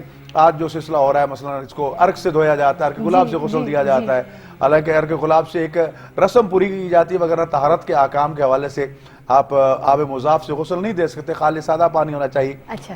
لیکن کیونکہ ایک عقیدت ہے، احترام ہے، تو لہٰذا حکمران جو ہیں جب وہ غسل دیتے ہیں یا عقیدت میں غسل دیتے ہیں تو چاہتے ہیں کہ اپنی عقیدت کا اظہار بھی ہو جائے، رسم پوری ہو جائے. تو یہ چیزیں جو ہیں اصل حکم یہی ہے کہ اس کی پاکیزگی، اس کی طہارت کا حکم الہی ہے. اور دوسرے معنوں میں اگر جائیں تو حدیث میں ہے کہ اگر تم چاہتے ہو کہ تمہاری قبر جو ہے وہ کیڑے مکوڑوں سے صاف رہے تو پھر خدا کے گھروں میں جھاڑو دیا کرو. اب وہ جھاڑو سے مراد صرف یہی نہیں ہے، صفائی نہیں ہے، بلکہ یہ کہ جب جاؤ گے نماز ہی پڑھو گے، عبادت بھی کرو گے. تو مقصد طہارت کا بھی یہی تھا کہ طواف کرنے والوں کے لیے صفائی ہونی چاہیے، اعتکاف بیٹھنے والوں کے لیے، رکوع سجود یعنی نماز باجماعت ادا کرنے والوں کے لیے یا بغیر جماعت کے نماز پڑھنے والوں کے لیے. تو یہ سلسلہ خداوند متعال کے حکم سے جاری و ساری ہے اور انشاءاللہ تعالیٰ قیامت جاری و ساری رہے گا. کیونکہ حضرت امام جعفر صادق علیہ السلام فرماتے ہیں کہ جب تک خانہ کعبہ کا طواف رہے گا اس وقت تک دین اسلام کو کوئی خطرہ نہیں. بے شک، بالکل، بہت اچھی بات کی. ابتسام صاحب میں چاہوں گی اسی بات سے کہ یہ جو حجر اسود ہے اس کے بارے میں ہم نے جو سنا ہے یہ ہے کہ پہلے ہر کوئی اسے بوسہ دیا کرتا تھا، پھر ایک وقت ایسا آیا کہ حضور اکرم صلی اللہ علیہ وسلم نے یہ بھی کہہ دیا کہ اب آپ اسے بھلے دور سے اسے سلام بھی کر دیا کرو. اور حضور پاک کے بارے میں تو یہ بھی روایت ہے کہ جب وہ آتے تھے تو دور سے کیا کہتے جب ان کے پاس کوئی چھڑی ہوتی تھی تو دور سے اشارتاً اس کو سلام کر دیا کرتے تھے. تو کیا آپ اس کی کوئی وضاحت ہمیں کر دیں گے کہ کیوں ایسا ہوا؟ کیا رش کی وجہ سے ایسا ہو گیا؟ دیکھیں یہ اصل بات یہ ہے اللہ تبارک و تعالیٰ کا یہ واحد گھر ہے جہاں پہ مردوں اور عورتوں کی سیگریگیشن موجود نہیں ہے. باقی اب اللہ تبارک و تعالیٰ جتنے بھی گھر دیکھیں ان کے اندر مردوں کے لیے انتظامات الگ کیے گئے ہیں اور عورتوں کے لیے انتظامات الگ کیے گئے ہیں. حتیٰ کہ مسجد نبوی شریف کے اندر بھی عورتوں اور مردوں کے لیے مقامات جو نماز کے الگ ہیں. اگر یہ بیت اللہ شریف کے اندر بھی مردوں عورتوں کے لیے ڈویژن الگ موجود ہے، لیکن جو مطاف یعنی یہ طواف کی جگہ ہے اس میں باہر کیف جو ہے نا اس بات کا امتیاز نہیں ہے کہ مرد اور عورتیں وہاں پہ اکٹھے طواف نہ کریں. ایک تو بات یہ ہے کہ اس کے اندر جو ہے اگر آپ بوسہ لینے کی ہر بندہ کوشش کرے گا، جستجو کرے گا، تو اس کے اندر دو باتوں کے امکانات ہیں. ایک تو مرد اور عورتوں کا جو حجاب کا معاملہ سارا کا سارا اس کے صحیح معنوں میں التزام اور اہتمام نہیں ہو سکتا. دوسری بات یہ ہے کہ اس کے اندر دھکم پیل کے دوران جو ہے نا اشار اور قربانی کے جذبے بھی ہیں قدرے ختم ہو جاتے ہیں. انسان یہ بات محسوس کرتا ہے اگر میں نے بوسہ ہاتھ میں دے کے چھوڑنا تو لازمی بات یہ ہے وہ دوسرے کے جو ہے نا آگے پیش قدمی کرنے کی کوشش کرے گا. تو نبی علیہ السلام نے جس وقت یہ بات اس میں رخصت دے دی کہ جو بندہ بوسہ نہیں دے سکتا وہ چھو لے، جو چھو نہیں سکتا وہ استعلام کر لے، تو اس کا مقصد یہی تھا کہ انسان جو ہے نا اس کے اندر جو ہے اعتدال کے ساتھ، ڈسپلن کے ساتھ اور دوسرے کا جو ہے نا جس حد تک جو ہے نا حق تلفی سے بچ سکتا ہے اس حد تک جو ہے نا اسے بچنے کی جستجو کرے. بنیادی طور پہ اس کو بوسہ دینا چونکہ سنت نبوی شریف ہے اور چونکہ عبادت تو اللہ تبارک و تعالیٰ کی ہے. پتھر اپنی ذات میں نفع نقصان کا مالک نہیں ہے، بلکہ پتھر تو بنیادی طور پہ ان گناہوں سے بچنے کا جو ایک جذبہ ہے اس کو ریکارڈ کرنے کا سارا کام انجام دیتا ہے. تو میں یہ بات سمجھتا ہوں نبی علیہ السلام نے بہت بڑی جو ہے نا امت کے لیے ایک رخصت جو ہے نا دے دی ہے. بالکل اس طرح کی رخصت ہے کہ اگرچہ اس کا میگنیٹیوڈ کم ہے, لیکن حضرت اسماعیل علیہ السلام کو جب ابراہیم علیہ السلام نے ان کے گلے پر چھری چلانے کے لیے اپنی چھری کو حرکت دی تھی تو اللہ تبارک و تعالیٰ نے اس کی جگہ مینڈے رکھ دیے تھے. اب اگر مینڈے نہ رکھے جاتے, ہر شخص کو اس بات کا حکم دیا جاتا کہ وہ اپنے بچے کو ذبح کرے, تو بہت سے لوگ ایسے ہوتے ہیں جو اپنے بچوں کو ذبح کرنے سے قاصر ہو جاتے. لیکن اللہ نے قربانی بھی قبول کر لی اور ان کی جگہ بچڑے لٹا کر یا مینڈے لٹوا کے امت کے لیے اور انسانوں کے لیے آسانی پیدا کر دی. بائی نہیں اسی طرح اصل بات تو یہ تھی کہ حجر اسود جو تھا اس کا بوسہ دینا جو تھا گناہوں کو ختم کرنے کا باعث تھا, وہ ریکارڈ کرتا تھا اور ساری کی ساری باتیں اللہ تبارک و تعالیٰ کی بارگاہ میں گواہی کی اعتبار سے اس نے پیش کرنی تھی. اور یہ پوری کی پوری زمین کے بارے میں اللہ نے بات کی ہے, وَأَخْرَجَتِ الْأَرْضُ أَثْقَالَهَا, جب قیامت کا دن آئے گا تو پوری زمین کا ہر چپا ہر حصہ جو ہے وہ انسانوں کے گناہوں یا ان کی نیکیوں کے بارے میں گواہی دے گا. تو میں یہ بات سمجھتا ہوں اگر اللہ تبارک و تعالیٰ کے حبیب علیہ السلام یہ بات کہہ دیتے کہ ہر بندے کے لیے لازم ہے کہ ہر چکر کو بوسہ دے, تو آٹومیٹیکلی طور کے اوپر جو پہلے اجتحام بیت اللہ شریف بہت بڑھ چکا ہے اس میں بھی اضافہ ہونا تھا, اور مرد عورتوں کی یہ سیگریگیشن ہے اس کا صحیح معنوں میں بندوبست نہیں تھا ہو سکنا. تو اللہ تبارک و تعالیٰ کے حبیب علیہ السلام نے امت کی آسانی کے لیے اس بات کی جو ہے رخصت دی کہ آپ بوسہ دے سکتے ہیں, بوسہ دے لیں. کم رش ہو تو آپ بوسہ دے سکتے ہیں, اگر رش قدرے زیادہ ہو جائے تو آپ اس کے بعد چھو لیں. اگر بہت زیادہ رش حج کے ایام میں تو اس کے اندر کئی ضعیف لوگ بھی ہوتے ہیں, کئی معذور لوگ بھی ہوتے ہیں, اگر ان کے اوپر یہ جو ہے شرط عائد کر دی جاتی ہے کہ انہوں نے لازماً بوسہ دینا ہے تو اس کے نتیجے کے اندر اپنی ضعیفی یا پیرانہ سالی یا اپنی کمزوری کے باعث شاید وہ اس حد تک اہتمام نہ کر سکتے, اور اتنے بڑے ازدحام کے اندر جو ہے نا یہ بات باقاعدہ مشقت میں اضافے کا باعث بنتی. کیونکہ دین یسر کا نام ہے, آسانی کا نام ہے, اس لیے حضرت رسول اللہ صلی اللہ علیہ وسلم نے جو ہے نا اس کے اندر اپنی امت میں ایک آسانی پیدا کی, جس طرح آپ نے یہ بھی آسانی پیدا کی کہ اگر اب میں مسواک کو ہر نماز کے لیے واجب قرار دیتا لیکن میں نے امت کی آسانی کے لیے جو ہے نا اس کو واجب نہیں قرار دیا.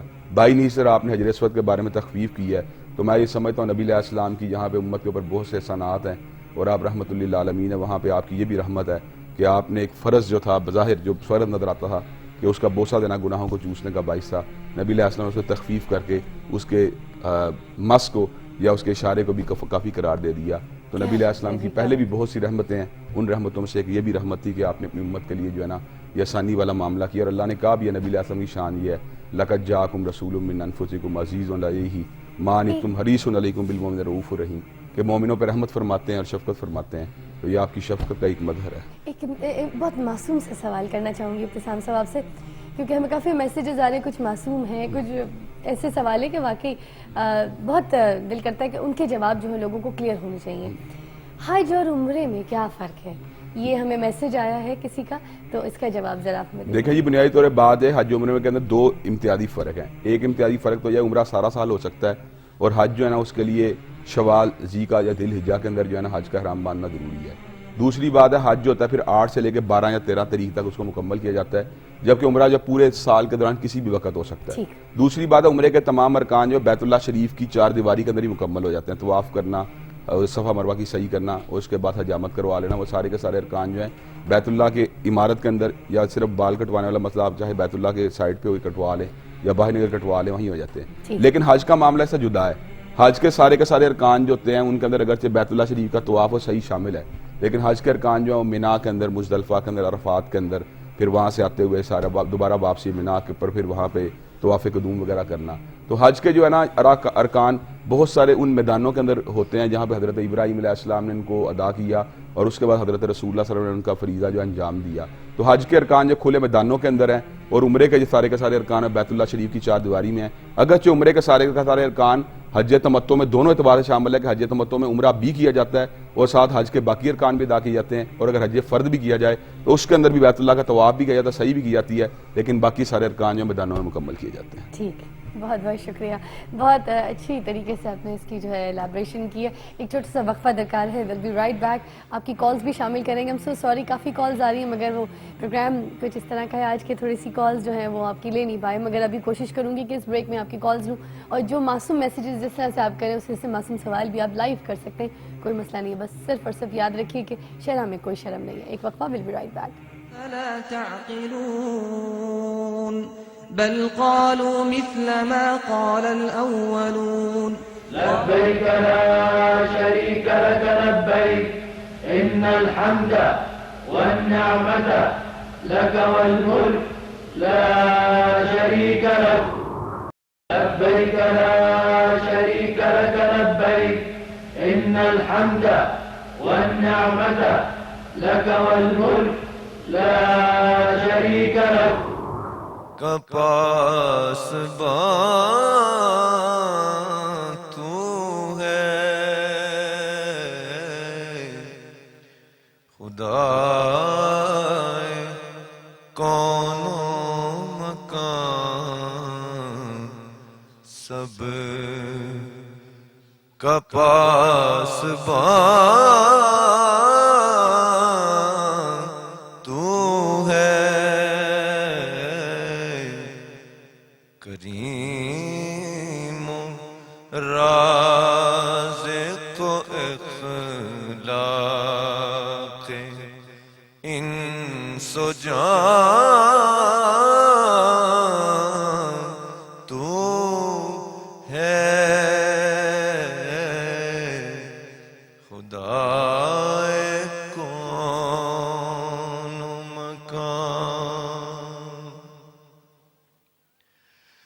ہر ایک شے میں ہر ایک روح میں رواں تو ہے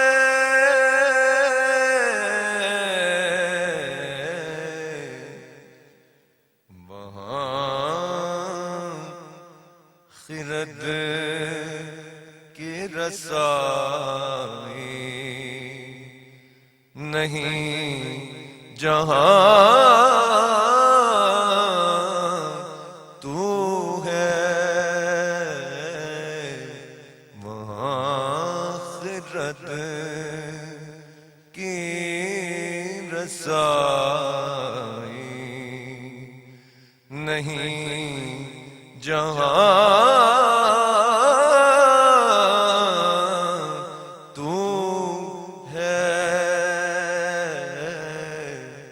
خدا کون و مکان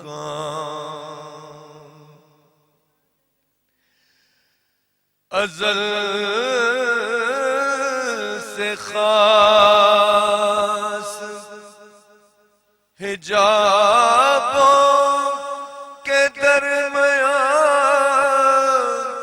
تو ہے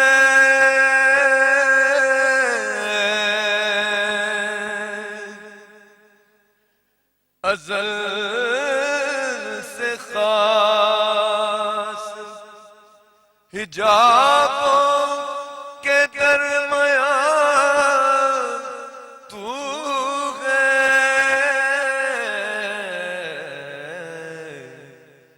کوئی بتا نہ سکے گا کبھی کہاں تو ہے کوئی بتا نہ سکے گا کبھی کہاں تو ہے خدا کون و مکان روش روش تیرے حسن و جمال سے روشن چمن میں رنگ گلو لا سے عیاں تو ہے خدا کون و مکان سب کا پاسبان تو ہے سبحان اللہ.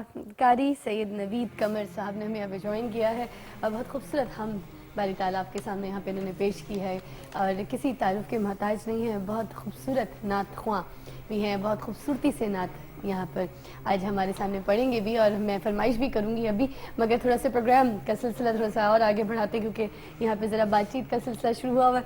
تو آپ سے عابد علی صاحب میں ذرا پوچھنا چاہوں گی کہ خانہ کعبہ کی جو آرکیٹیکٹ ہے, خلافت عثمانیہ کے دور میں اس کا ایک الگ طرز تعمیر کا تھا سارا, جس طرح سے اس کو پرزرو کیا ہوا تھا اور جس طرح سے وہ اس کا خیال وغیرہ رکھتے تھے, اور اب کا جو سعودی حکومت ہے انہوں نے جس طرح سے اس کی آرکیٹیکٹ کو ایک ایکسپینشنز دی ہے, تو ایز این آرکیٹیکٹ آپ اس پورے اسٹرکچر کو کس طرح سے دیکھتے ہیں؟ یہ جو ماڈرن اسٹرکچر انہوں نے بنایا ہے, جو فیسلٹیز وغیرہ ہیں, آپ اس کو کس طرح سے ریٹ کریں گے؟ دیکھیں, آپ جب بڑی سادہ سی اگزامپل دوں گا, صرف میاں بیوی ہوتے ہیں تو آپ کو 2 کمرے کا فلیٹ چل جاتا ہے. جب آپ 14 لوگوں کی فیملی بنتے ہیں تو آپ ایک بڑے گھر کے بندوبست کی کوشش کرتے ہیں. یہی position over the period of time اور وقت کے ساتھ ساتھ اس مقام کے ساتھ بھی رہی ہے, ضرورت کے تحت بھی اور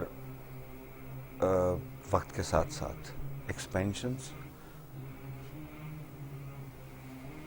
یہ صدیوں کا سفر ہے اگر اس کو غور سے دیکھا جائے تو, directly associated with Islam. Over the period of time جتنے بادشاہوں کو جن کو توفیق ہوئی یا جس زمانے کے ساتھ حجاج کرام کی جو کوانٹٹی ہے وہ بڑھتی رہی, اس کے ساتھ ساتھ وہاں پہ ایک نیچر آف لینڈ, زمین کی جو نیچر ہے وہ باقی جگہوں سے کافی فرق ہے. اس لیے فرق ہے کہ سینڈ کے نیچے آپ کو راک ملتی ہے, اس لیے وہاں پہ لوور گراؤنڈ اور انڈر گراؤنڈ کنسٹرکشن جو ہے وہ تھوڑی مشکل سمجھی جاتی ہے. اچھا, یہ ٹیکنیکل سی بات ہے, لیکن over the period of time about 7 یا 8 میجر رینوویشنز ہو چکی ہیں. ٹھیک, اور اب ایک اور اب جو تعمیر ہو رہی ہے سارا کچھ 2020 کا جو ان کا ماسٹر پلان ہے سعودی گورنمنٹ کا, which is available on the website. اچھا, اس کے اندر it will all the capacity تقریباً ڈبل ہو جائے گی. واہ, تقریباً طواف والا جو ایریا ہے وہ بھی not exactly طواف والا ایریا. فیسلٹی صرف طواف کا نہیں ہے. دیکھیے, کسی جگہ میں داخل ہونے کا رستہ, کسی جگہ سے خروج کا رستہ, کسی جگہ پہ قیام کا رستہ, لوگوں کے جس کو آپ وینٹیلیشن بولتے ہیں, لائٹنگ بولتے ہیں, capacity of the available space, ان سب کی ری تعمیر. جی, ری تعمیر نہیں کہتے اس کو, ایکسٹینشنز کہتے ہیں. اچھا, ایکسٹینشن کا مطلب یہ ہوا کہ پھیلاؤ. جی پھیلاؤ. اس لیے وہی بات کی نا کہ 2 بندوں کے رہنے کی جگہ اور ہے, 14 کی اور ہے. بالکل. تو اس پوائنٹ آف ویو سے دیکھیں یہ ایک کمرشل وینچر بھی ہے. ٹھیک, مذہبی فریضہ اپنی جگہ پہ, ہم اسی دنیا میں رہتے ہیں, یہ ایک کمرشل وینچر بھی ہے. ٹھیک, اور اس کمرشل وینچر کے پوائنٹ آف ویو سے جتنی سہولیات آپ دیں گے لوگوں کے لیے اتنی آسانی فراہم ہوگی. اینڈ آلسو سعودی حکومت کے لیے ایک بہت ہی بڑا ایک ایونٹ ہے کہ میں اس کو گولڈ مائن بھی کہوں گا. ہمارا مذہب کے پرسپیکٹو سے ہٹنے کے بعد انسان اسی دنیا میں رہتا ہے نا, اسی دنیا کے لیے, اسی انسان کے لیے مذاہب نے ڈسپلن بتایا ہے, تو دنیا میں بھی رہنا ہے. عابد صاحب, آپ کی اجازت ہوگی تو ایک کال میں شامل کرنا چاہوں گی پروگرام میں. السلام علیکم, کون ہے ہمارے ساتھ؟ جی وعلیکم السلام. آپ کی آواز بہت کم آ رہی ہے. جی اب آ رہی ہے؟ جی, وعلیکم السلام کی آواز آئی ہے, اب آواز مجھے ٹھیک آ رہی ہے. ملک فاروق صاحب ہمارے ساتھ لائن میں شامل ہیں. جی, کیا کہیں؟ ایک تو اجازت. جی ٹھیک ہے, آپ سنائیں. ٹھیک ہے جی. اچھا بہن, میں ذرا ان سے سامع ظہیر صاحب سے پہلے تو اجازت لینا چاہوں گا, کیونکہ جو چل رہا ہے وہ چل رہا ہے خانہ کعبہ کے بارے میں. جی, لیکن کیونکہ مسجد کا ذکر بیچ میں آیا ہے تو شاید سامع ظہیر صاحب سے بعد میں بات نہ ہو سکے. جی, تو میں اگر اجازت دیں تو میں سوال کرنا چاہتا ہوں. آپ بات کیجیے, آپ بات کیجیے, وہ آپ سے بات کر رہے ہیں. جی اچھا, میرا سوال یہ ہے کہ میرے علاقے میں بزرگوں نے ایک چھوٹی سی جگہ پہ ایک مسجد بنائی تھی. بزرگ چلے گئے, 20 سال سے وہ مسجد چونکہ چھوٹی تھی تو نمازی حضرات زیادہ ہو گئے تھے, تو ایک ساتھ جگہ تھی لیکن وہ لوگ نہیں دے رہے تھے. بہت لوگوں نے کوشش کی لیکن نہیں مل سکی. 20 سال بعد مسجد کی جو انتظامیہ تھی وہ میرے پاس آئی، چونکہ میں وائس چیئرمین امن کمیٹی پنجاب ہوں، تو میں نے کوشش کی اور اللہ نے یہ رتبہ مجھے دیا کہ وہ جگہ مل گئی، میں نے خرید کے اس کے پیسے دے کے مسجد لے لی، اور میں چاہتا تھا کہ چھوٹے چھوٹے کام، چونکہ ہمارے بزرگوں نے بنائی تھی، تو ویسے بھی اللہ کا گھر ہے، جیسے آگے علماء حضرات نے فرمایا ہے کہ آپ جھاڑو دینا کوئی مسئلہ نہیں ہے، بالکل صحیح ہے، چھوٹے چھوٹے کاموں میں، لیکن وہاں کی جو انتظامیہ تھی نا ظہیر صاحب، انہوں نے ایک شوشہ چھوڑ دیا جی کہ آپ تو اہل حدیث نہیں ہیں، لہذا آپ اس میں سے پیچھے ہٹ جائیں، آپ ہمارے یہ پکھے لگوانے اور ٹوٹیاں لگوانی، اور یہ جب 12 ربیع الاول کا آتا ہے تو آپ بیچ میں ایس پی سے ملاقات کرتے ہیں، یہ وہ مطلب اس سلسلے میں، تو میں آپ سے یہ اسلام کی روشنی میں سوال، شاید میں پہلے معذرت چاہتا ہوں، نہیں کریں بھی ہو سکتا ہے، لیکن انہوں نے کہا جی آپ اہل حدیث نہیں ہیں، لہذا آپ ہمارے یہ معاملات میں نہ پڑا کریں، تو میں نے نا تھوڑا سا پیچھے ہو گیا، کیا یہ میرے لیے صحیح ہے یا نہیں، کیونکہ میں پیچھے ہٹاؤں تو مجھے دکھ ہو رہا ہے، صحیح ہے، تو مجھے خوشی محسوس ہوتی تھی، راحت ہوتی تھی، اب انتظامیہ چاہتی ہے کہ آپ اس میں نہ آئیں، مطلب انتظامیہ کے چند لوگ، زیادہ نہیں، صحیح ہے، ایک دو بندے جو کہ نہیں چاہتے کہ میں کام کروں، حالانکہ میں نے تو کبھی نہیں کہا کہ میں اہل حدیث ہوں، یا وہ تو میرے ذہن میں بات بھی نہیں ہے، ماشاءاللہ میں نے 8 عمرے بھی کیے ہیں، حج بھی کیا ہوا ہے، تو آپ یہ اسلام کی روشنی بتائیں کہ مجھے کیا کرنا چاہیے۔ ٹھیک ہے، آپ کا ابھی سوال سمجھ میں آ گیا، ابتسام صاحب کو ابھی آپ کا جواب جو ہے وہ دیتے ہیں۔ Thank you so much for your call. جی جواب دیجیے۔ دیکھیں جی، میں بنیادی طور پر بات سمجھتا ہوں کہ اس مسئلے میں دونوں کو اپنی اصلاح کی ضرورت ہے۔ انتظامیہ کو چاہیے کہ اس مسئلے کا دل فراخ کرے، کوئی بندہ اگر مسجد کی خدمت کرنا چاہتا ہے، وہاں پہ پنکھے لگوانا چاہتا ہے، وہاں پہ پانی لگوانا چاہتا ہے اور مسجد کی خدمت ہو رہی ہے، تو میں سمجھتا ہوں ان لوگوں کو اس مسئلے کے اندر اس کو اپنی اناج یا ایگو کا مسئلہ نہیں بنانا چاہیے۔ دوسری بات یہ میں یہ سمجھتا ہوں کہ اگر میں ان کی جگہ پر ہوں اور کوئی انتظامیہ میری مداخلت سے ڈسٹرب ہو رہی ہو یا محسوس کرتی ہو کہ ہمارے اس کے یہاں پہ آنے سے کوئی ہمارے مفادات کو یا ہمارے بینیفٹس کو یا ہمارے کسی بھی اعتبار سے ہمارے جو نقطہ نظر کو کسی بھی اعتبار سے کوئی نقصان پہنچنے کا اندیشہ ہے، تو میں یہ بات سمجھتا ہوں پھر اس موقع کے اوپر بندے کو پیچھے اگر ہٹ جاتا ہے تو اس کی جو اپنی نیکی نیت کی ہے وہ اس کو ملے گی۔ اچھا، اس کو اپنی اس کی نیکی کی نیت ظاہری کا بات ملے گا۔ اس کی تو نیت یہی تھی نا کہ مسجد کی خدمت کرنا، اس کی آبادی کرنا، اس کے پنکھے وغیرہ لگوانا، تو میں سمجھتا ہوں اس کو ڈیٹیچ ہو جانا چاہیے فساد سے، تو بات یہ بہتر ہے کہ بندہ ڈیٹیچ ہو جائے، لیکن ان کا اپنی اجر جو ہے وہ ثابت شدہ رہے گا، ان کے اجر میں کوئی کمی نہیں واقع ہوگی۔ اور اگر وہ اجارہ داری نہیں چاہتے، دیکھیں اگر وہ کئی لوگ ہوتے ہیں وہ کمیٹی کے اندر آ کے پھر وہ اجارہ داری شروع ہو جاتی ہے اور وہ اس کے اوپر قبضے والا مسئلہ شروع ہوتا ہے۔ اگر وہ اجارہ داری نہیں چاہتے، وہاں پہ کوئی ڈسپلن کا خلاف ورزی بھی نہیں کر رہے اور مسجد کی توسیع کے اندر ہی اپنا کردار ادا کرنا چاہتے ہیں، تو میں سمجھتا ہوں اس کو اپنی انا کا مسئلہ نہیں بنانا چاہیے اور ان کو ویلکم کرنا چاہیے۔ ٹھیک، بہت صحیح آپ نے الیبریٹ کیا اور سمجھا دیا، آپ کو جواب آپ کا مل گیا۔ ابھی ذرا آپ کو فوٹیج ہم دکھانے جا رہے ہیں، یہاں پہ خانہ کعبہ آپ دیکھ رہے ہیں یہاں پہ لائیو، اور مجھے لگتا ہے کہ ابھی سیکیورٹی کے انتظامات تو آپ کو دکھ رہے ہیں سائٹس پہ کافی، اور اب لگتا ہے کہ جو گورنر صاحب ہیں وہ آنے والے ہیں، کیونکہ ماشاءاللہ سے جس خوبصورتی کے انداز میں یہاں پہ ان کے سیکیورٹی کے انداز کو سنبھالا جاتا ہے، کیا بات ہے جی۔ ایک خدا کے گھر کی جو حفاظت ہے ویسے تو اللہ تعالیٰ نے خود ہی کرنی ہے، مگر اس کے باوجود ایک سوال بھی ایک مجھے یہاں پر آ رہا ہے کہ جو ابابیل کا ایک واقعہ کہ جو لشکر نے حملہ کرنے کی کوشش کی تھی، تو اللہ تعالیٰ نے ابابیل کی ایک فوج کو بھیج کر جو ہے نا وہاں پر، بلکہ آپ زیادہ اچھا الیبریٹ کریں گے اگر آپ مگر میں ایک بریک بلکہ لے لیتی ہوں تاکہ وہ قصہ نہ رکے، اور بریک کے بعد پھر جو ہے علامہ صاحب آپ نے ہمیں یہاں پہ جو ہے نا اس قصے کو الیبریٹ کرنا ہے۔ ایک چھوٹی سی break will be right back, رہیے گا ہمارے ساتھ، اور اسی طرح سے آپ کی کالز بھی ہم شامل کریں گے۔ کوئی بھی سوال، کسی بھی قسم کا کنفیوژن، نروس اگر آپ کسی بھی بات پہ ہو رہے ہو، آپ آج اپنا ویژن، اپنے سوال کو کلیئر کر سکتے ہیں۔ Will be right back, just small break. أو نسائهن أو ما ملكت أيمانهن أو التابعين لبيك لا شريك لك لبيك إن الحمد والنعمة لك والملك لا شريك لك لبيك لا شريك لك لبيك إن الحمد والنعمة لك والملك لا شريك لك ليجزيهم الله أحسن ما عملوا ويزيدهم من فضله والله يرزق من يشاء بغير حساب۔ السلام علیکم، جی کون ہے ہمارے ساتھ؟ ہیلو، وعلیکم السلام، مفتی محمد عمر سانگلا سے بات کر رہا ہوں۔ محمد عمر صاحب بات کر رہے ہیں. جی کیا پوچھیں گے, کس سے بات کریں گے؟ جی مس میں میرا ایک کوشچن ہے, جو آپ کے پاس عالم دین بیٹھے ہیں, میرا ان سے تھوڑا سا اونچا بولیے گا. میں نے کہا یہ جو عالم دین بیٹھے ہیں یہاں پہ, میرا ان سے ایک کوشچن ہے آپ کی رہنمائی سے. میں پہلے تو شکریہ کرتا ہوں اے پلس چینل کا اور ان کے رہنماؤں کا, جنہوں نے ہمیں یہاں پہ بات کرنے کا موقع دیا ایسے کھل کے پوری دنیا کے سامنے. ٹھیک ہے, ہم مسجد وغیرہ میں جاتے ہیں جب, تو ہمیں تھوڑا سا قرآن پاک اور جو بھی ہے اسلام کے متعلق بات کر کے اس کے بعد متفرقے کی باتیں شروع ہو جاتی ہیں, اہل تشیع کی, اہل حدیث کے بارے میں, یہ وہ. کیا ہمیں اسلام یہی سکھاتا ہے کہ ہم ایک دوسرے میں جو ہے نفرت کا اظہار کریں اور ہمارے بچوں میں, بھائیوں میں جو ہے یہ پیغامات ریسیو کیے جائیں؟ تو اس کے متعلق تھوڑا سا بتا دیں, تو رہنمائی کر دیں تو زیادہ بہتر ہے, کیونکہ مسجدوں میں ایسے ہی اب گائیڈ ہو رہا ہے, متفرقے کی باتیں ہو رہی ہیں.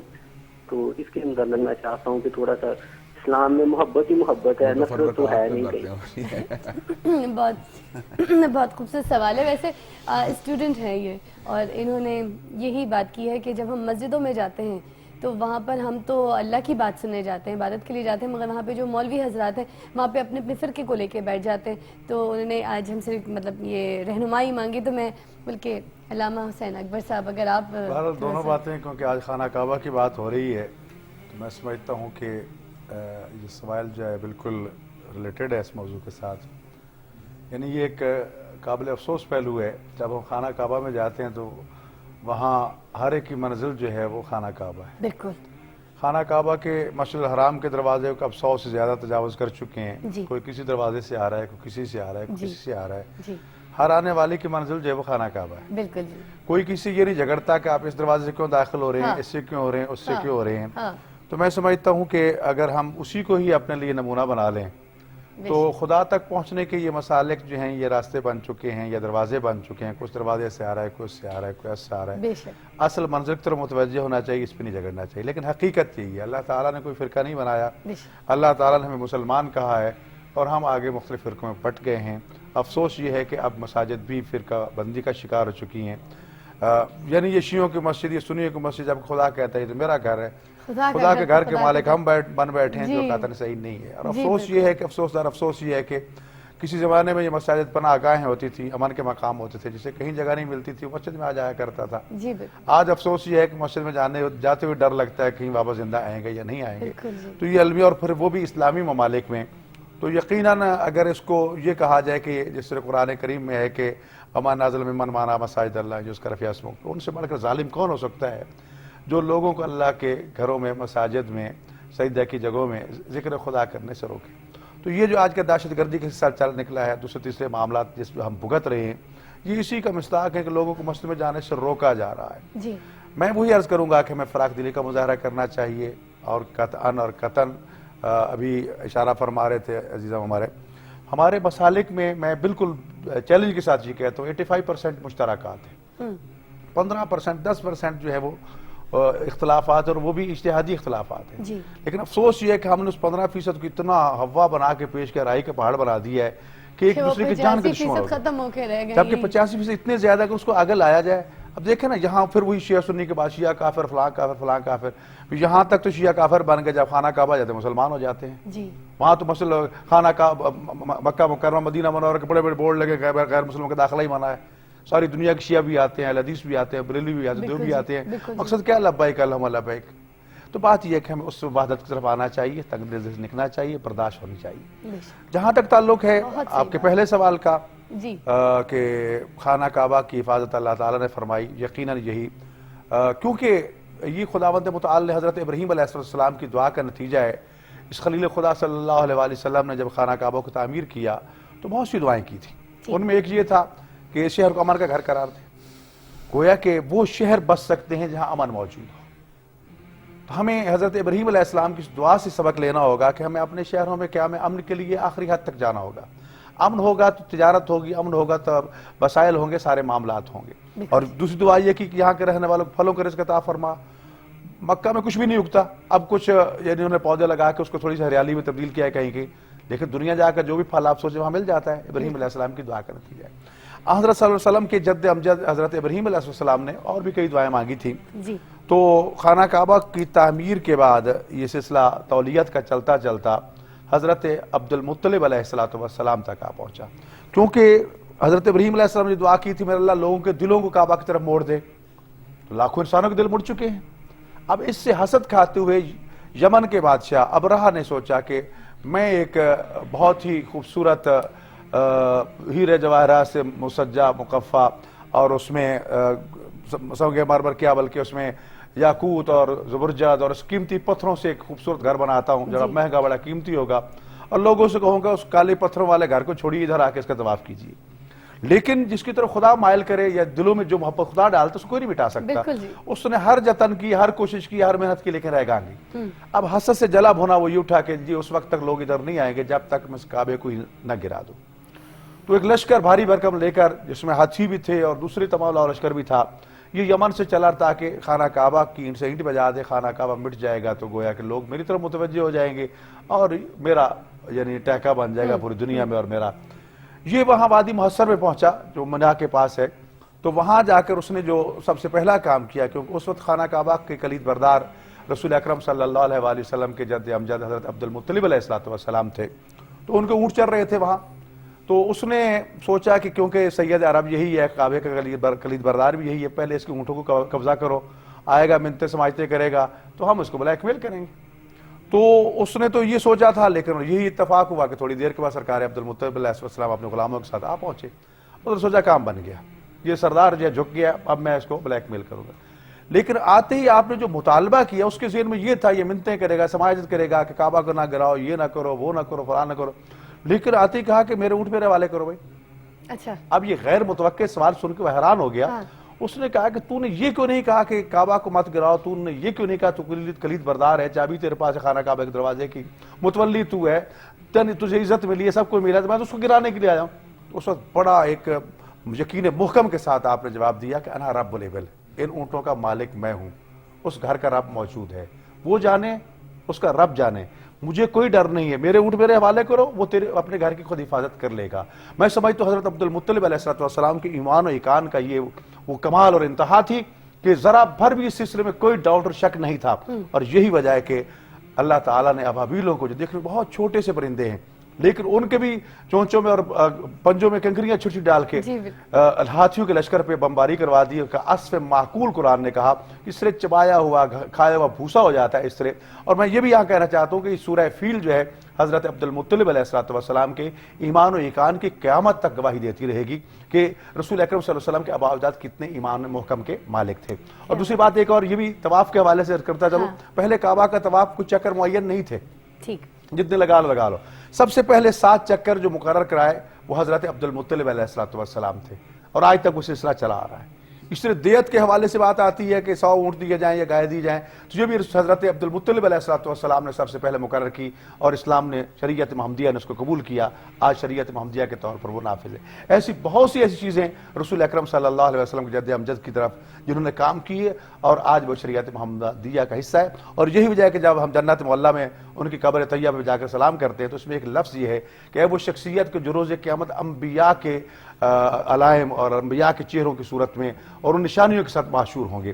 تو یہ ابرہہ کا واقعہ اس طرح اور یہ قیامت تک تباہ برباد ہو گیا. ابرہہ بھی گیا اس کا لشکر بھی گیا اور اللہ نے یہ بھی بتا دیا کہ جو اللہ کے مقابلے میں آئے گا وہ اللہ چاہے تو ابابیلوں سے اس کو تباہ برباد کر سکتا ہے. اور ایسی ہزاروں مثالیں دنیا میں موجود ہیں. کاش کوئی یہ سوچے کہ اللہ سے ٹکر لینا کوئی آسان ہے لیکن خدا نے یہ بھی کہا کہ دنیا میں کتنے چھوٹے چھوٹے لشکر بڑے لشکروں پر غالب آ گئے. اس کی مثال کربلا میں موجود ہے. 72 نفوس نے کس طرح تباہ برباد کر دیا یزیدیت کو. تو بات وہی آ رہی ہے کہ ہمیں سبق لینا چاہیے ہر چیز اور اپنے یقین پر قائم رہنا چاہیے اور اللہ پہ چھوڑنا چاہیے. اور اپنے عزیز کے سوال کی طرف پھر میں وہی کہوں گا خدا را علماء سے بھی کہوں گا. ابھی اس سے پہلے بات ہو رہی تھی کہ یہ اہل حدیث کیا ہے یہ فلاں کیا ہے فلاں کیا ہے. خدا را ہم ان چکروں سے نکلیں صرف اور صرف مسلمان بن کے اس دشمن کا مقابلہ کریں جو اسلام کو تباہ کرنا چاہتا ہے پاکستان کو تباہ کرنا چاہتا ہے. ان چھوٹی چھوٹی باتوں میں ہم لڑا کے کہاں اس نے پہنچا دیا ہے. اور خاکم بدہان اگر یہی حال رہا تو پاکستان انتہائی خطرناک اس کا مستقبل ہے. ہمیں اس کے تحفظ کے لیے ان چیزوں سے نکلنا ہوگا. وحدت یگانگت پیار و محبت کی طرف ہاتھ بڑھانا ہوگا. ایک چھوٹی بات میں ایڈ یہ کروں گا کہ فرقہ وریت کی بات تو بڑی انہوں نے زبردست کی ہے. واقعی فرقہ ورانہ آلودگیوں نے قوم کو بہت زیادہ منتشر بھی کیا اور قومی یہ اتحاد کو پارا پارا بھی کیا. لیکن ایک بات جو ہے نا وہ میں یوتھ کے حوالے سے یہاں کہنا چاہتا ہوں کہ کئی مرتبہ یوتھ نے جب خود عمل نہیں کرنا ہوتا تو اپنے ساری کی ساری جو ہے نا بدعملی کو علماء پہ سر پہ تھوپ دیتے ہیں کہ یہ علماء جب تک آپس میں اتحاد نہیں کریں گے اس وقت تک ہم بھی بے عمل رہیں گے. یہ بات بہت سنی جاتی ہے. تو یہ بات دیکھیں جی, اللہ تعالیٰ کا قرآن تو موجود ہے, رسول اللہ صلی اللہ علیہ وسلم کا فرمان بھی موجود ہے, حیات صحابہ کرام رضوان اللہ علیہم اجمعین, اہل بیت اعظام امہات المومنین کی پوری سیرت جو سیرت ہائی مطہرات ہمارے سامنے موجود ہیں. تو میں یہ بات سمجھتا ہوں صرف علماء کو بلیم کر دینا کہ وہ آپس میں لڑتے رہتے ہیں, تو لڑائیاں تو گھر میں کئی مرتبہ بھائیوں کی بھی آپس میں ہو جاتی ہیں. تو میں سمجھتا ہوں یوتھ کو چاہیے کہ اپنے اعمال کی اصلاح جو ہے نا صرف علماء کے رویے دیکھ کے نہ کرے بلکہ قرآن و سنت کے اندر جو تعلیمات دی گئی ان کے اوپر بھی عمل پیرا ہو. لیکن میں ایک بات جہاں یہ اضافہ کیا کرتا ہوں, بات یہ ہے کہ صرف مذہبی فرقہ واریت نہیں ہے, ہمارے ملک کو جتنی سیاسی فرقہ واریت نقصان پہنچایا ہے نا, ہمیں اس پہ زیادہ توجہ دینے کی ضرورت ہے کہ اس ملک کو توڑا تو سیاسیوں نے توڑا, آج جس حالت میں پہنچا سیاسی فرقہ واریت نے پہنچایا ہے, تو خدا رحم ہمیں سیاسی فرقہ واریت کی طرف بھی توجہ دینا چاہیے کہ آج تک ہم ایک قوم نہیں بن سکے, ہم اس ملک کی حفاظت اور خدمت کیا کر سکیں. بے شک جی, ایک وقفہ ہمیں درکار ہے, مگر وقفے کے بعد جب ہم واپس آئیں گے یہاں پر تو یہاں پر قاری سید نوید قمر صاحب سے میں ریکویسٹ کروں گی کہ جب یہاں پر اللہ کا ذکر ہو رہا ہے تو نبی پاک کا ذکر ہم کیوں نہ کریں.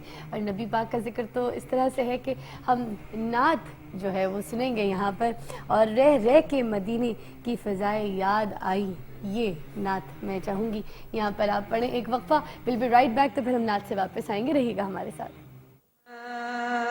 أنتم عليه ويوم يرجعون إليه فينبئهم بما عملوا والله بكل شيء عليم. لبيك لا شريك لك لبيك إن الحمد والنعمة لك والملك لا شريك لك.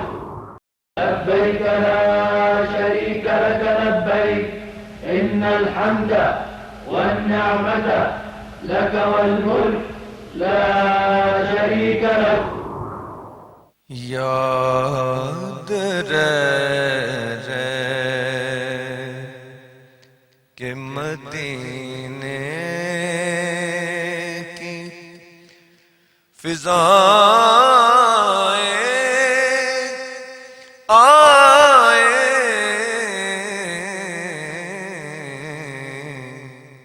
یاد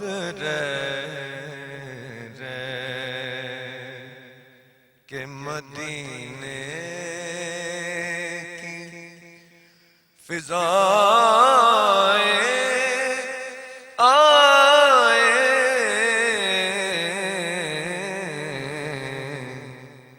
گنبد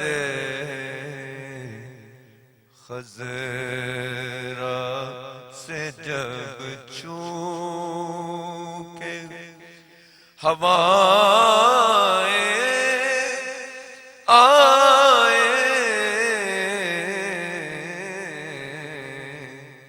یاد رہ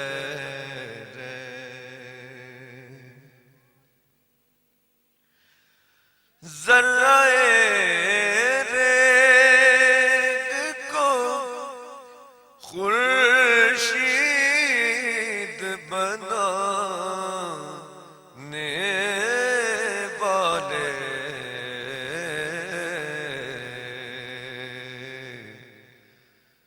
میرا غم خانہ ہستی بھی بسائے آئے میرا غم خانہ ہستی بھی بسائے آئے یاد رہ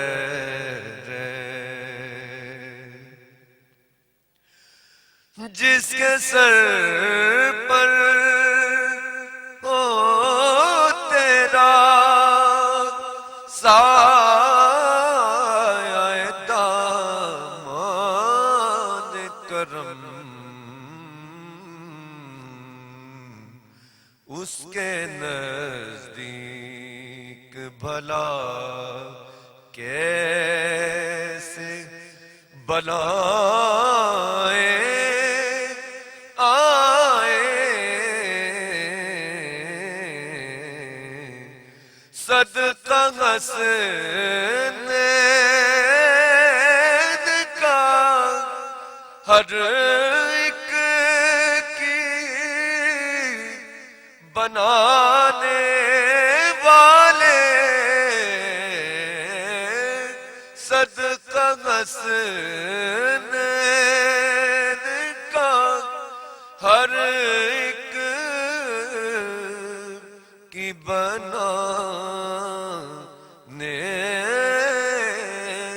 والے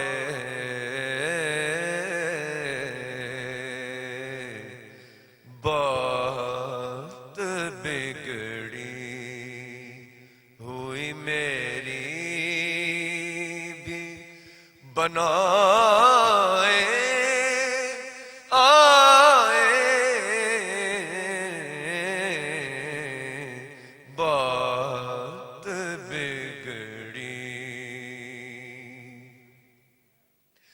صوفیے خستہ جگر کے بھی گناہ دھونے کو صوفیے خستہ جگر کے بھی گناہ دھونے کو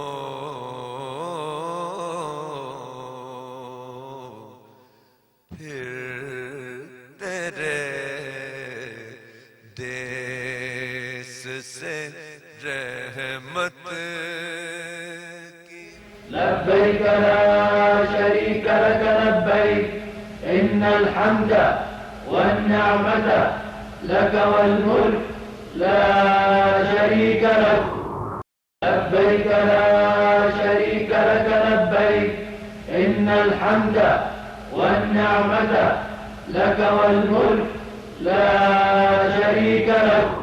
ویلکم بیک ناظرین. اور اب وہاں پر گورنر صاحب آ گئے ہیں اور اب خانہ کعبہ کا جو غسل ہے وہ شروع ہو جائے گا، تو چل کے ابھی مناظر آپ کو دکھاتے ہیں. إن أول بيت وضع للناس للذي ببكة مباركا وهدى للعالمين فيه آيات بينات مقام إبراهيم ومن دخله كان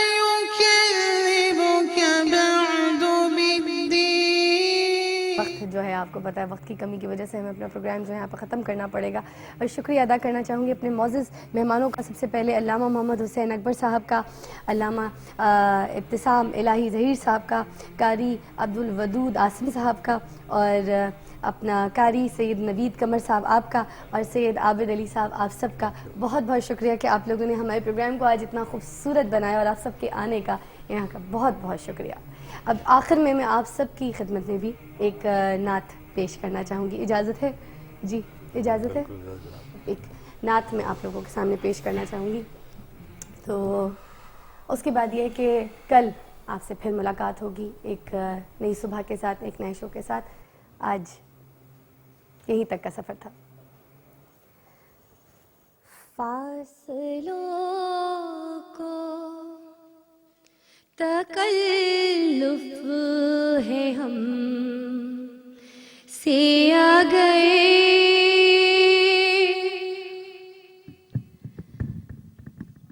ہم بھی بے بس نہیں، بے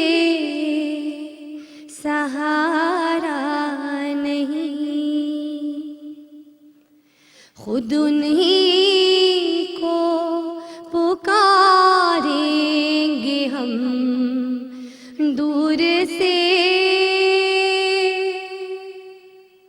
راستے میں اگر پاؤ تھک جائیں گے،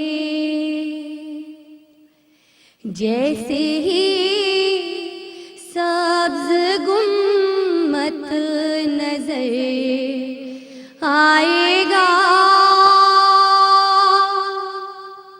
بندگی کا کرینہ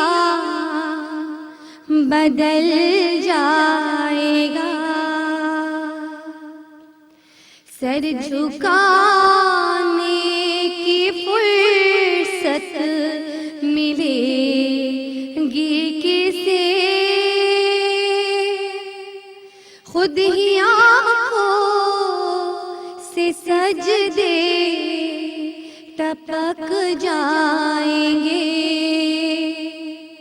ہم وہاں جا کے واپس نہیں آئیں گے،